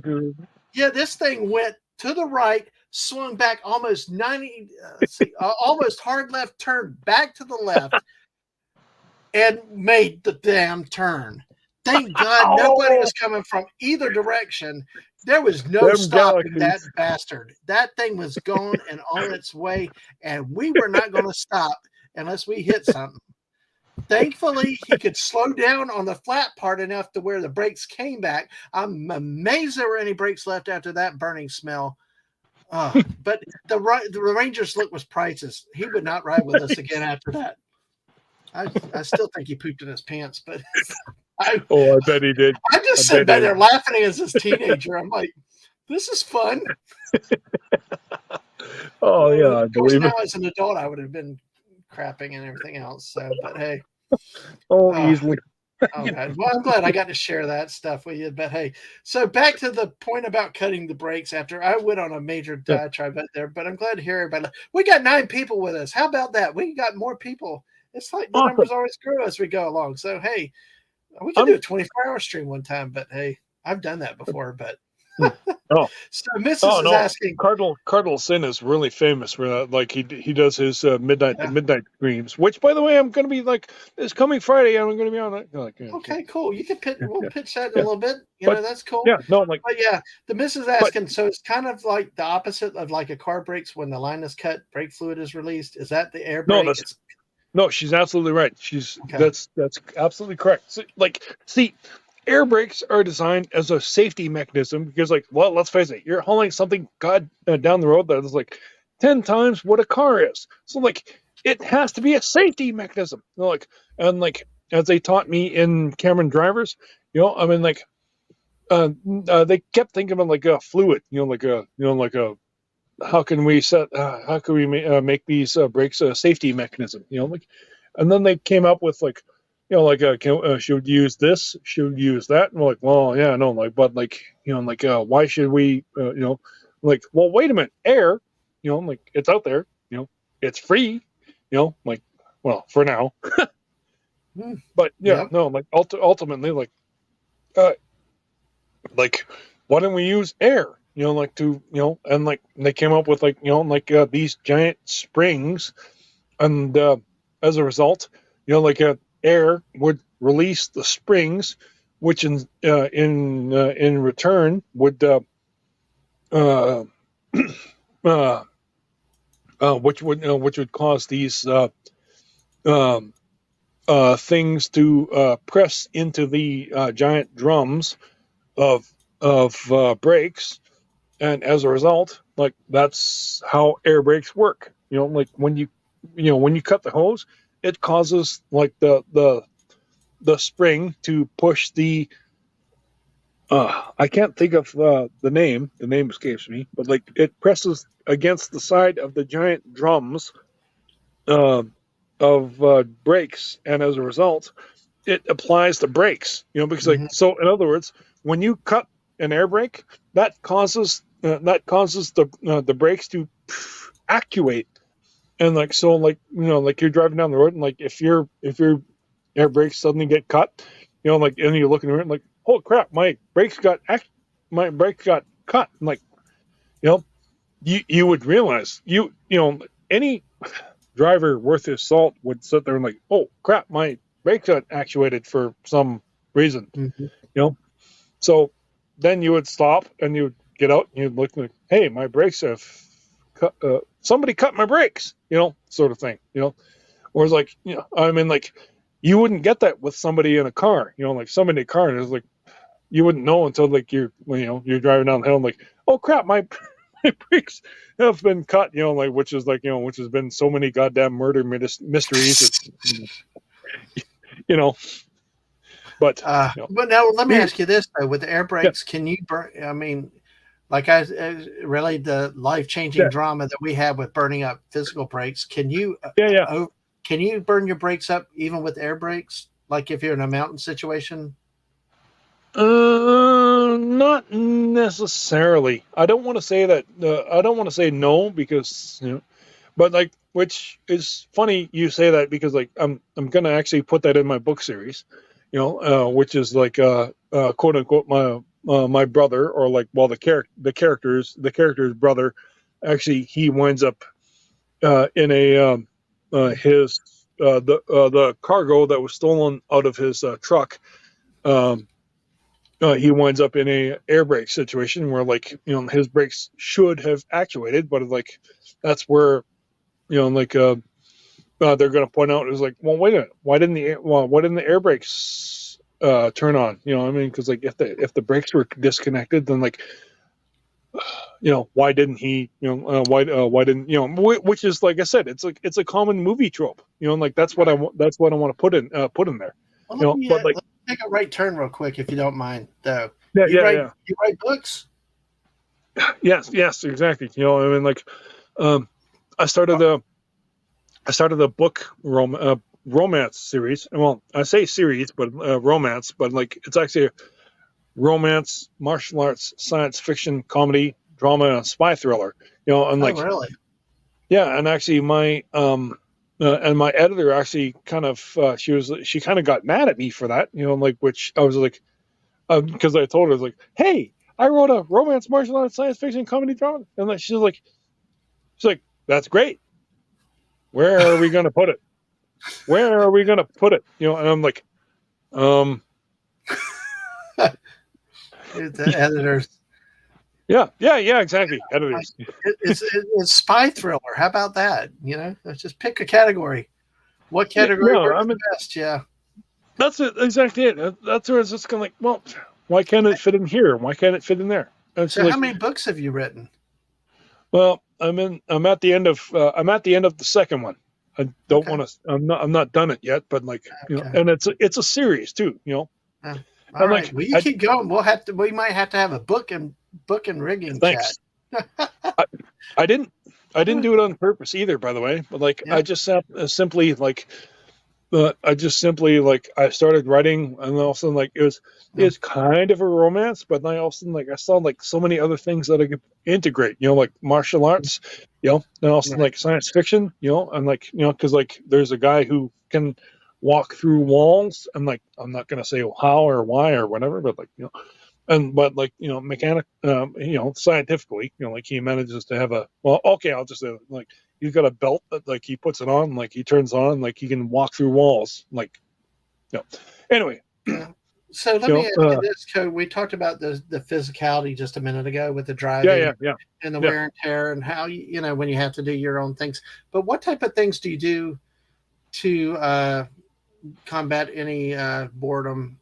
Whether you're waiting on the loads or if you're stuck somewhere overnight, what type of things do you do to pass the time? Oh, that's easy. I mean, like, well, A, my phone, but B, I keep I've always sat there and thought about my book series. Mm-hmm. I'm like even down the road, something down the road, like I'll sit there and like shut off my phone. I don't even bother listening to the radio. Screw that. You know, Yeah. I just sit there and like I will sometimes like even just the droning silence. I really appreciate that, and I will construct the next parts of my book. I mean, like I already have my next 6 books planned out. So no, I mean Wow. like yeah, no. The biggest thing is like plotting them out and making them something coherent. Hmm. You know, I mean, Yeah. Yeah. Not like making a series of mouse Disney. I'm sorry, shouldn't have said the word, but the mouse Star Wars movies. Yeah, exactly. Just hey, we're yeah, just gonna fling crap on the wall. Yeah, we'll make it up as we go along. Sorry, I no, didn't no, say that. Did exactly. that? You know, By the way, I'm going to repitch my show for next Sunday night before we're done. So absolutely. But hey, let's go to a few more pictures that we had in here. These are the van loads. And let me ask you this question, though, as we look at these. These are internal van loads. We're talking shrink wrap here also, yeah. like we talked about Oh, to yeah. secure them. But which do you prefer driving? We've seen the van. We've seen the flatbeds. We've seen the step flats. Do you haul any of the liquid, the drum trailers No, I too? don't actually. Okay. Um, But yeah. of the different types of trailers that you do haul, are there any preferences in what you want to drive or prefer to drive, or does it depend on the load and what the load is more? You know what's funny? I mean, after like doing deck loads, which I mean, like, because actually, I worked for Exalted Transport, as you saw at the beginning of the thing. Like, um, I've and like, here. Oh, and also like, by the way, here's a big thing for women. Yay! Which I yes, I'm 100% with. You know, two of the best drivers that I have met in my life have been women. Hmm. Yep. And first of all, okay, the first one was when I was working for Exalted Transport, and I was picking up tires at the Goodyear warehouse. There was a girl. Her name was Josie. At like she was French, like Montreal French actually, like Josie, and she worked for Highway 9 at the time, and she would come in to the Goodyear warehouse, and she would bring in a small trailer, like maybe like 20 feet long, like and she would come in and like I can't believe it, like she's probably what maybe 5 foot 5'6", probably 5'4", and she would be pitching the tires like one hand, like onto the truck, and she didn't look strong. You look at her, it's like, all right, whatever. But like you look at her, and like also like she'd be freaking pitching tires like onto her truck, like Dang. and like yeah, yeah, exactly. And like I'm like sitting there, and like holy crap! I'm like here I am with like a 48-foot trailer. I'm like, wow, I got to fill half my trailer, and like then I have to go down to like a so and so trail tire for some more tires, like but like like she's yeah, I'm like, but yeah, no, like she's a really cute slash like good looking, but yeah, yeah, Ah, but that's yeah, no, never. like. And then the other girl was like she worked for Exalta too, but like a few months, and then she quit, almost like she knew that Manitoulin was going to buy Exalta Transport out. But like anyway, but like she told me, she's like, hey, uh, uh, uh, her name was Melissa. She said to me, she's like, hey, you're a big guy, like well, like I could tell she was native like myself. She sat there and she told me, she's like, hey, you're a big guy. Why don't you try deck driving? I'm like, I was only a couple years into my truck driving career at the time. And I, Yeah. I thought I scratched my chin, like, really? You think so? And she's like, yeah, no. She said, see, deck drivers, like, they get paid $2 more, and even if they're driving van rates, they're still making they're still making their regular rate. I'm like, really? Hmm. And she said, yeah. I'm like, and ultimately, it's funny she said that because, like, you know, Exalta Transport got bought out by Manitoulin, and then as a result, I wound up moving on to. I've moved on to first co-op, and then I moved on to. After that, I moved on to Nisku Dispatch. And Nisku Dispatch, I worked 8 years doing deck stuff, and Right. but I do. I'm very appreciative of my work on Nisku Dispatch because everything that could everything that could go on a deck, I took, you know, Mm-hmm. and then as a result, that's where I'm like again, I'm proud of my experience because like I moved on to Action Transport, and again the same thing.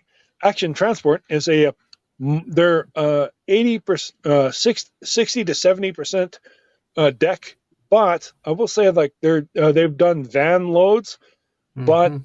I'm beginning to trying to school them a little bit on my experience with Exalta Transport because Exalta was 90% the van loads, and I'm trying to bring my experience to them on that Well, because I'm sorry. Go ahead. again because like as I said, I mean like there was a load on Friday that I did that like it was supposed to be on a deck, and they wanted me Mm-hmm. to tarp it, but I was like, well, why can't it go on a van? And well, let's face it, it really came down to the fact that like the driver who did do it, well, he's just a lazy bastard who like honestly like he was like well, he didn't want to say it, but he was like, well, those skids are really heavy, and like I'm like, I'm a ex-pro wrestler and I used to be a bouncer and I'm in pretty damn good shape, so I have no problem moving like something like 2,000-3,000 pound skid that's 2,000-3,000 pounds on a pallet jack. So I did. I'm like on a broken pallet jack, no less. As Yeah, you the saw that, will. Yeah, the will. Yeah. yeah. And I still managed to do that. And like I'm not kidding you, I probably saved myself 3 or 4 hours worth of work of tarping and non-tarping and folding those bastards up to put onto the deck. So no, I saved myself a lot of work. I mean, aside from the fact that like again, like I said, like I I spent most of my morning on my phone listening to Midnight's Edge and a few Uh-huh. other things like just Yeah, just I'm so used to Culture Casino during his 6 million yeah. dollars. Rod Thunderheart. I can't Oh do my that. god. It just is culture for that. But yeah, And I'll exactly. tell you So when I that's usually when I yeah, know you're busy or not. When I see you coming through and you get announced, that means yeah, you're probably sitting there waiting on your load to get finished. yeah, exactly. That's awesome. But well, look to the inside because it's interesting. Like that job that you back down the alley forever. I mean, that just geez. Oh, I mean, that and flatbed. I when I don't. I saw can't imagine if you had to drive a van backwards that far because at least it seems like you could have seen. I don't know. That just would have been a nightmare more than it and when they was. and I'll say this, like when they saw that I was backing down the first block, they ran down and like they moved up to the alley and they sat there and like they prevented traffic so that I Mm-hmm. could cross Dang straight. across the street. Like yeah, like Yep. so like I'm Exactly. yeah And again well, look here. Well, look here. We've talked about tarping, my favorite, but we've all and strapping and stuff like that. So, but basically, a little bit further here, the inside oh of the yeah van, please as you can see, is not only shrink like what we talked about how that secures the load itself with shrink wrapping, but if you look in the front here, this has a strap around it, but rod is also you got a fabric under it to yeah it's just to cardboard yeah yeah, but it keeps from cutting into the load, right? that's right Yeah. So you got that. And remember, like anything else, it's anchored, not only shrink wrapped as an anchor to tie the load together, it's also strapped to the wall to keep it from shifting or falling apart, falling that's right over inside. And I like these things between the walls that keep it from left to right. So yeah it's really yeah interesting, all the little systems that are in there. You got all the places to put your little hooks in and stuff as you need And see, this is the other side of it. Again, shrink wrap loads. Just that's Tide. Yeah, All yeah, right. yeah, Hey, detergent. Hey, all right. That's a clean load. And then yeah. we got your Well, pallet see, jack there. Yeah, go ahead. that's right.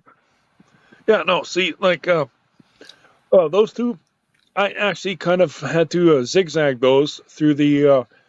I don't know what the hell they were. They kind of looked like giant TVs. I don't know. I wasn't sure, but those things against the wall. They're like, hey, because like I did those. I'm like, Mhm. here I'm already proud of myself because like, and also like my dispatcher calls me up. Hey Rod, can you pick up two skids at wholesale club? I'm like, Yeah. I'm like, okay, sure. But like, I mean, you, you don't you don't want to turn it down. I mean, you could, but I'm like, Yeah. but That, I'm one of I those guess guys. that's the thing. I guess it's one of Yeah, those things we're working with for a company too. You're subject to being told, go pick up another load somewhere at a moment's notice. yeah, well, yeah, but I mean, like, well, Rochelle is a great dispatcher. She's one of those. Um, When I sat there and I'm like, I mean, she gives you the yeah. option. I mean, you can turn it down if you want to. But I mean, like, I'm one of those. Oh, I'm old school. I'm one of those guys who's yeah. like, I don't want to turn something down until I know that I can't do it. Actually, Right. can't do it. It's So pride. like, There's a pride you'd like to do your job right and everything else, and it does help everybody else if you can pick the loads yeah, and stuff. And you just keep using terms, and it's bringing back memories to me. My dad was yeah. a dispatcher for years. Oh, At oh, Yeah, he was a dispatcher. It'll be 25 years this July. He passed away, but I remember he didn't take he had, and sometimes as dispatchers you got to stand up and have a backbone because sometimes you got to put the drivers in their place, and sometimes yeah, yeah, yeah, yeah, you gotta because if you're not careful you get the dispatchers have a hard job. They're between the yeah, managers and yeah, the drivers, and they get the grief from both sides from upstairs. Let's move stuff faster, whatever, and then when you got to be the dispatcher to give the driver bad news and stuff like that. So and I just was like he was designed for that work. I don't know that I could have ever done yeah. that, but it's a No, tough no, it job. takes it. Because you do, and it's not a disrespect to the drivers. It's just that it's just kind of the way the business is. As a Because you dispatcher, it had does take a special kind of salt to a person to sit there and like be able to say, hey, like go there, do that. You know, on the other side of the coin, I mean, like it also like, and this is a lot of appreciation for like, well, technology in terms of like, it's nice to be able to sit there and like take a picture of something and send it back to like send it back to the dispatcher. And then he could sit there and like, oh crap, you can't do that. No way, that doesn't make right, sense. Like which yeah, that really helps because otherwise, I mean, like I get it because like back in like I'm pretty sure like like back in like the Smoking the Bandit days, yeah, early like '80s, yeah, it must have yeah, been it must have been tough to sit there and like I can't do that. Like like yeah, and like just sit there and like why can't you? Like well you need to see this picture. I can't get this. I can move it onto the truck, yeah, but I can't turn it sideways. Sort of stuff. yeah. Like Well, and also you know, it's generational. It's generational. Back then, it was like no shit. You're the employee. Do what we tell you. Blah blah. oh yeah, And exactly. a lot more that way. It was like nowadays it's a lot different, and there's a lot different of a managerial attitude than that used to be back then, and Yeah, still you exactly. still have a lot of it to this day and age. It had to Yeah. get trickier, but yeah, I mean back then you went to work even if you had a 105-degree fever, even if you were throwing up, Oh yeah. whatever. You just Oh, that was the discipline, that was the expectation. Yeah, absolutely. you passed away, you had to have still a doctor's note to justify. It just Yeah, it just that those were some of the bad parts of the you're dead, old Jim. days with working, and but at least now, because that's the thing is, like you said, I can't do this, and it's like convincing somebody that can't see it. Well, why can't you? You Yeah, know, exactly. it's just, yeah, it's definitely hard with that. But yeah, it's, and like you said, and I appreciate that hearing from a driver's standpoint. You know, there's a respect for what the dispatchers have to do because you know they're like the middle manager. They're like the guy that has to, because the terminal manager, if he gets a call from a client, ain't gonna be happy because stuff is behind or got missed or whatever else.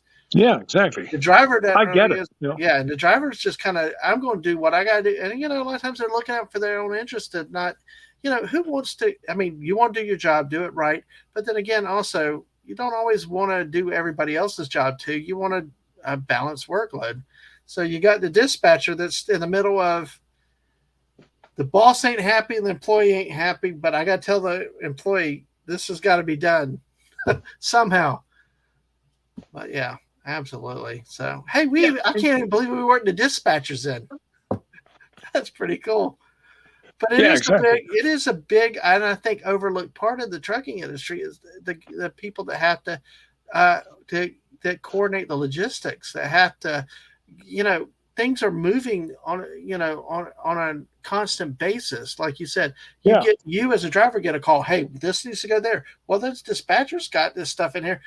They got to figure out how to get it out to the right people who, you know, who's closer, you know. And I think technology, yeah, like you said, in one way has helped with showing your side, but technology has helped ease and facilitate the communication ability to move things to places quicker and easier. yeah, So yeah, that's exactly. exactly. And then we got another internal load here. See, even the see it's load shifting, but you know, because you don't want these things off the pallet, because you Yeah, first thing is I would think of, well, why do you need to strap these? Shouldn't they be okay on the pallet? But you never know. When yeah, they shift any little bit of shift, they'll fall off. Then at this point, you can come in, take them off the pallet. You do. It's easier unloading. yeah. Oh, no, And but actually, if you look carefully, this is actually a curtain trailer. You know, oh, so like okay, this is pretty much the same thing as a it same thing as a deck. The only thing is that it's covered. That's all. okay, okay. Curtain trailer. It looks like a van to me because it's got the boxes on it. Curtain. Why is Yeah, it a curtain trailer?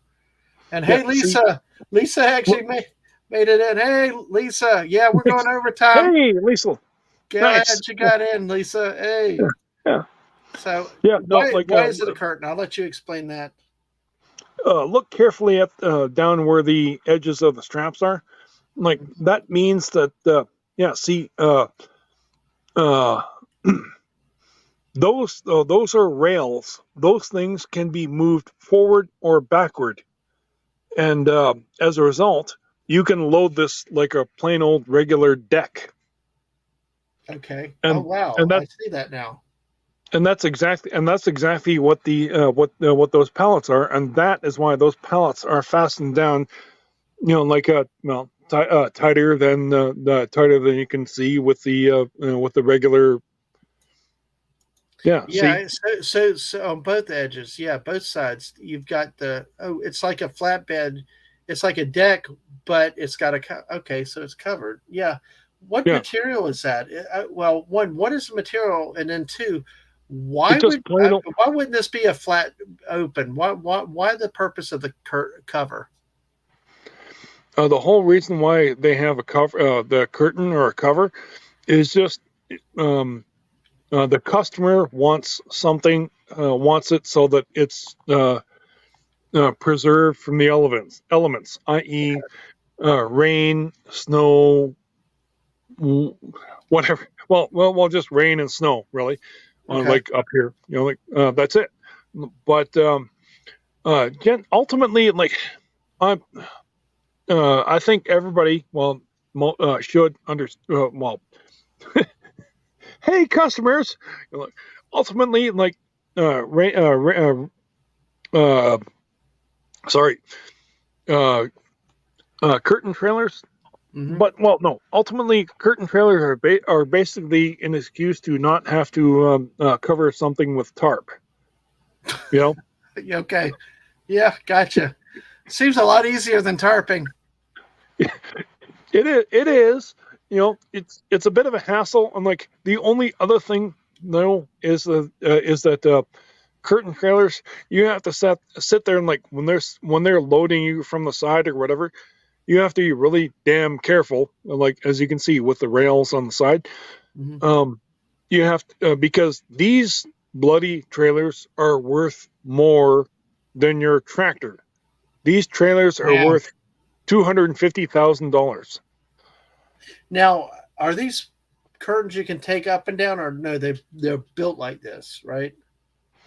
They're built like that, Okay. I mean, All yeah. right. I mean, I may or may not have shown you pictures. Like, you can slide the curtain all the way forward Oh, or all the way back. no, I don't remember those pictures, but we could Oh, look at that another time. We could oh, look at okay, that yeah, another yeah, time. But yeah, so you can actually, I guess, like you said, move them forward, back, so you could actually expose the trailer to some degree. yep. Oh, absolutely, yeah. No, no. Okay, I mean, like, that's something we need to look at another time. But yeah, because that okay, is yeah. interesting. Because why wouldn't you just use a van then? I Well, it's partly because like it's just simply because like so something can be well, again, it's basically curtain trailers are basically decks, but you can cover them, like easily, like Okay, okay, without having to what's the thing, use um uh tarp. Yeah, couldn't yeah, think of the word tarping. That's all. yeah. That's Yeah, it. I just was curious why you wouldn't just use a van though, but solid I'm hard with. walls. But Tell my boss. okay. Hey, we can save the company money. We'll buy more vans instead of curtain trailers. How about that? Yeah, There you go. yeah, That but get no, employee of but the like if year. you yeah, but if you look at the load on the back, like Yeah, no, the two front are skids, but like yeah, the two on the back, yeah. those bastards are probably about maybe 15 feet long. So Right. it's easier to load from the side. So and you wouldn't be able to do that with a van. And loading from the side means you can raise the curtains up to load it from the side. Is that what you're saying?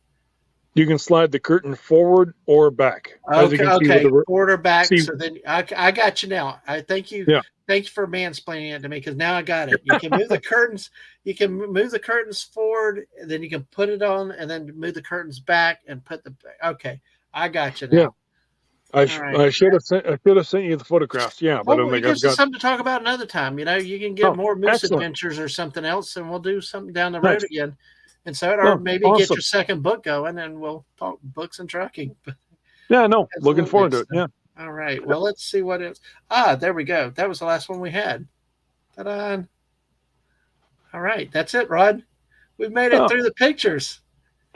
oh, wow, nice. Hey, that's everything we got. I think we've covered so much: air braking, uh, comfort, the challenges of driving, safety, tarping. Absolutely. I mean, gosh, is there anything else that you want to talk about offhand while we have try to wrap up?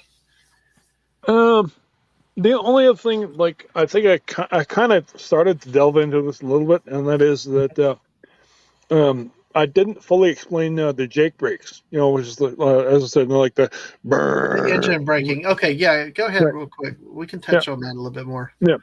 It sounds funny, but like, see, what it also does, like, it's also it's pretty powerful. But like, what happens is, here's the thing, like, for anybody who has any understanding, like, what happens with how an engine works when you're driving, like a spark plug explodes at the top, driving the piston down, and then since there's 8 cylinders, there's eight different spark plugs driving the pistons down, like in different variations of rotation. Um, anyway, as a result, the Jacobs engine brake, how that works is, um, it sounds weird, but like what it does is it actually pumps the exhaust backwards through the engine, and as a result, it slows the engine down because it's um, because it's well, I can't explain that much. I just know that by pumping the exhaust backwards through the engine, it stops the engine, or rather, it slows the engine down, and as a result, the engine is slows itself down as it's coming down a road, like like hauling a load, and therefore you can it lowers your kilometers, or sorry, your mileage. And is that clear? I'm sorry. I hope I'm being somewhat clear. Yeah, you are. Yeah, Okay. because Lisa said very and loud and noisy way to downshift. It's scary. Yeah. Yeah. And as I said on an episode of Monk, like when like it said like, hey, the brakes won't work, and like, and I remember seeing that, and I'm like, well, then turn on the Jake brake, because like you turn on the Jake brake, what happens is like the Jake brake will ultimately will slow your truck down to like zero. It's not as quick as the air brake, but it will slow your truck down to like like zero. Right. And Okay. yeah, which, like I said, I want to put that. Sorry, that's where I went off. I left off. Okay. I was wanted to put that in as a plot point as in my book. But anyway, Awesome. You'll do it the way Monk doesn't do it. You'll do it the right way, right? yeah, exactly. I'm Exactly. like, well, no, Monk didn't know this either. I mean, like his dad did, but like, it's like, well, turn on the Ah, engine brake. oh gosh, that's too Yeah. funny. All right. Well, wow. That is crazy. That has been fun, and I'm glad we got to cover it. We got 10 people with us, Rod. That's After, awesome. after I'm like, man, we're at almost the 4 hour mark. We had the pre-show with the missus where we talked Mother's Day. We had you coming in now. We're talking trucking, and we still got. It's like our audience grows as we go along. It's so funny to watch and see. well, Many Cardinal times. Sin said too, like he's really good, like with his 4 hour streams, and like sometimes it's not until like when you get on to like the second couple hours, like that's where the people start to come on. Yeah, I know there's a lot of discussion. Raquel Briggs. She and I've talked about that too, and I've had her on a few times. That was a great stream. Another Albertan. Oh, did you catch that the other night? Yes, and actually, by the way, she's only like 45 minutes away from where I live. Oh, wow! I tell you, I did a book chat with her on her book. That's why, if you want, I get your book. Maybe we could do a book chat too, if you want to. And Absolutely. I'm looking and forward. the barbecue stream. Go back and watch if you haven't watched Yeah, it. I saw that. I saw that. Those two streams, Raquel. I tell everybody go watch those. I had a coworker that watched the book chat over 3 days, and he's like, and then the other day he's texting me as he's listening to it at work. He's like, "You guys," he just shook his head. It was hilarious. But hey, hey, we love to. It's like she said that I always derail every one of the chats when I come in because it always goes to food somehow. Studying, I'll tell you, I go to his thing and we start talking cake. So it's all crazy. And Lisa says I'm like the Energizer Bunny. All right. Well, I tell you what, in 2 weeks, and actually it's less than 2 weeks, it's actually barely over a week, I will be going into slowdown mode for a bit. So hey, but some needed getaway time and stuff, but I'll still be around Twitter and things like that. So Oh, nice. Rod, absolutely. This has been a blast. And I will tell you, folks, I probably normally would have started with this, but it kind of. I'm really sorry that I missed that thing. I like the time zones, and like I thought 5 o'clock my time. Like like I took a nap and I wake up and I'm like, oh shit, everybody's what? It's always the crap. difficulty. It's always the difficulty of like between two time zones because maybe I need to edit things to put both time zones in next time to kind of make sure it's apparent because I'm just used to working Eastern time zone. But one of the things that I would have said is how I kind of ran around you, ran across you, Rod. Rod's been around on so many chats, specifically Culture's 6 Minute Daily, and of course he does his. Oh yeah. That like only Culture can do with announcing your name. It's so it's like, okay, so fine. And then I saw the truck pictures one day and I'm like, hey, I'm looking for show ideas. I do different things, and I was like, yeah, I'll reach out. And I mean, I didn't have to ask twice. I think within minutes I got an answer. Yes, I was like, That's awesome. I mean, yeah, like, and like, I'm thank you. I really appreciate that too, because like as a truck driver too, myself, I don't mind telling you. I mean, like, there are a lot of things that you answered that I'm sure a lot of people probably didn't realize. That again with the air brakes. Like, I mean, like, Fast and Furious, like they cut they cut the brakes. I'm like, oh, unlike anybody else, they're like, oh, they cut their brakes. Oh crap! Like, I guess they can't turn the brakes on. I'm like, well, no. Like us drivers would be like, us truck drivers, like, no, it doesn't work that way. are you still there? Oh no! So I hope I didn't lose him right at the high moment mark. Oh no, Rod, you still there? Uh-oh. Let's see.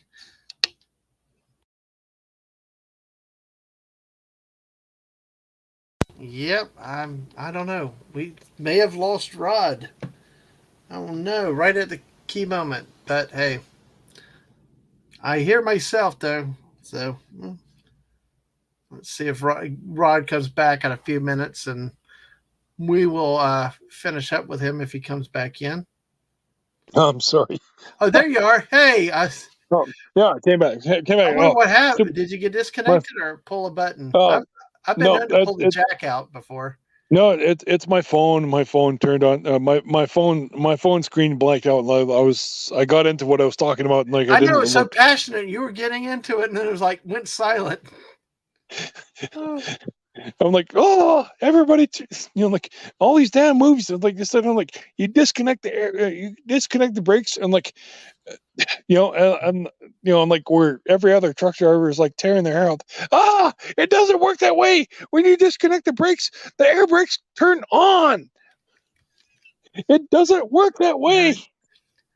Ah, yeah, that happens in so many industries when people look at a movie and watch it, especially sometimes like with the war stuff, military, and people like that don't work that way, or you know, even the accountants, it doesn't yeah, work that exactly. way. It doesn't work that way. But Yeah, yeah, exactly. you got this dreamed up thing, but it doesn't work that way. Not every accountant's a dork or whatever. Just quit pigeonholing everybody. Hey, some of us are studs and everything else. So, hey, I know. I want to put that. Like I said, I'm gonna put that in a later part of my book series. there you go. Like the air where Jules is investigating. It's like, it was like, well, wait a minute. He's coming down the hill. Wait, it's like, well, wait. The air brakes were disconnected. Well, why didn't the air brakes turn on? I mean, because like Yep. like if the air brakes are disconnected and like they should, well, Yeah, no, absolutely. like that's what I mean. It's like there's going to be like an extra device that like actuates the air brakes so that they're continually turned on even if they're disconnected. No, I got you. Yeah. Well, oh gosh. At least LOL for studs tap into the accounting department. I'm telling you, yeah. I'm telling you, yeah. Quit. You know, Oh people yeah. miss. Yeah. So, Yeah, we're full of surprises. You know. yeah. But hey, because it's like this. There's a joke about accountants that this firm was trying to hire an accountant, and they had the interview went through. So they brought in three candidates. The first candidate, had a great interview, blah blah blah. Last question: what is 1 + 1? 2. Okay, thank you for the interview.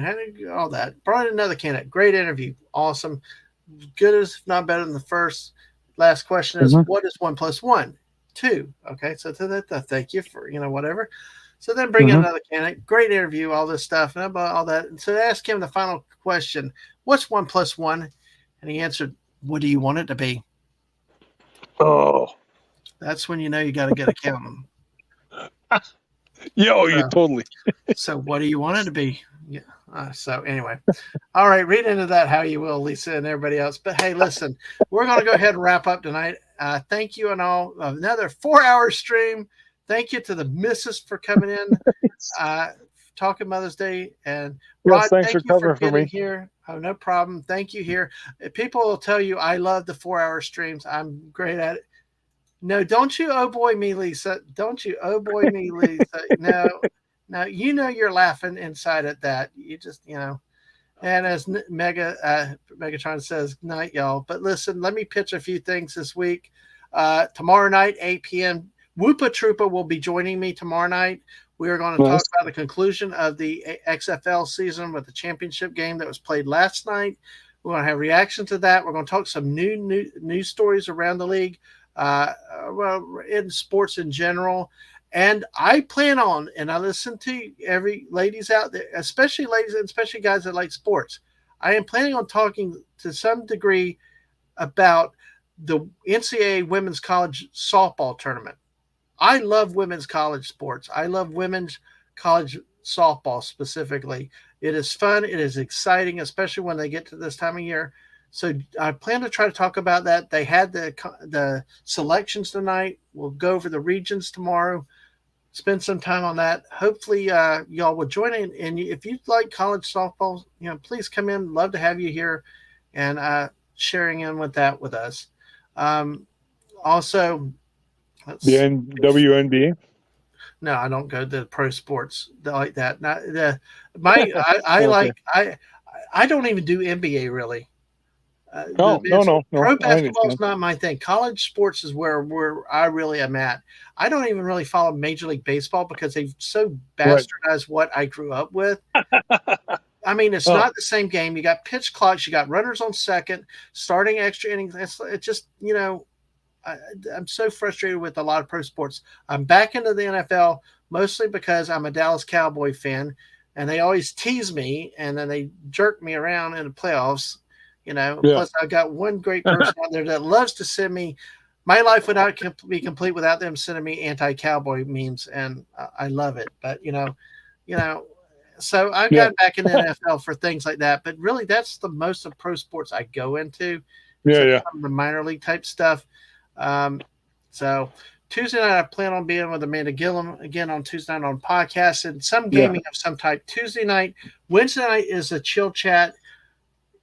Supposed to have a guest, but right now we'll see. It'll either be a general chill chat or have a guest, or I will be playing Ticket to Ride while talking to everybody. Then Thursday night will probably be a gaming, whether it's Fortnite or Atari retro games or something. Friday night is open, so we'll see what happens Friday night. But this weekend streams probably will be hit and miss because we will be preparing to get out of town early next week. But that leads me to what I want all of y'all. If y'all can't make stuff during the week, please make plans to be with us next Sunday. Next Sunday marks the 43rd anniversary of the release of Empire Strikes Back into the theaters. Oh, yeah. I would have as many people watching this thing. I've got the great Pat S. that's a guest, agreed to be here.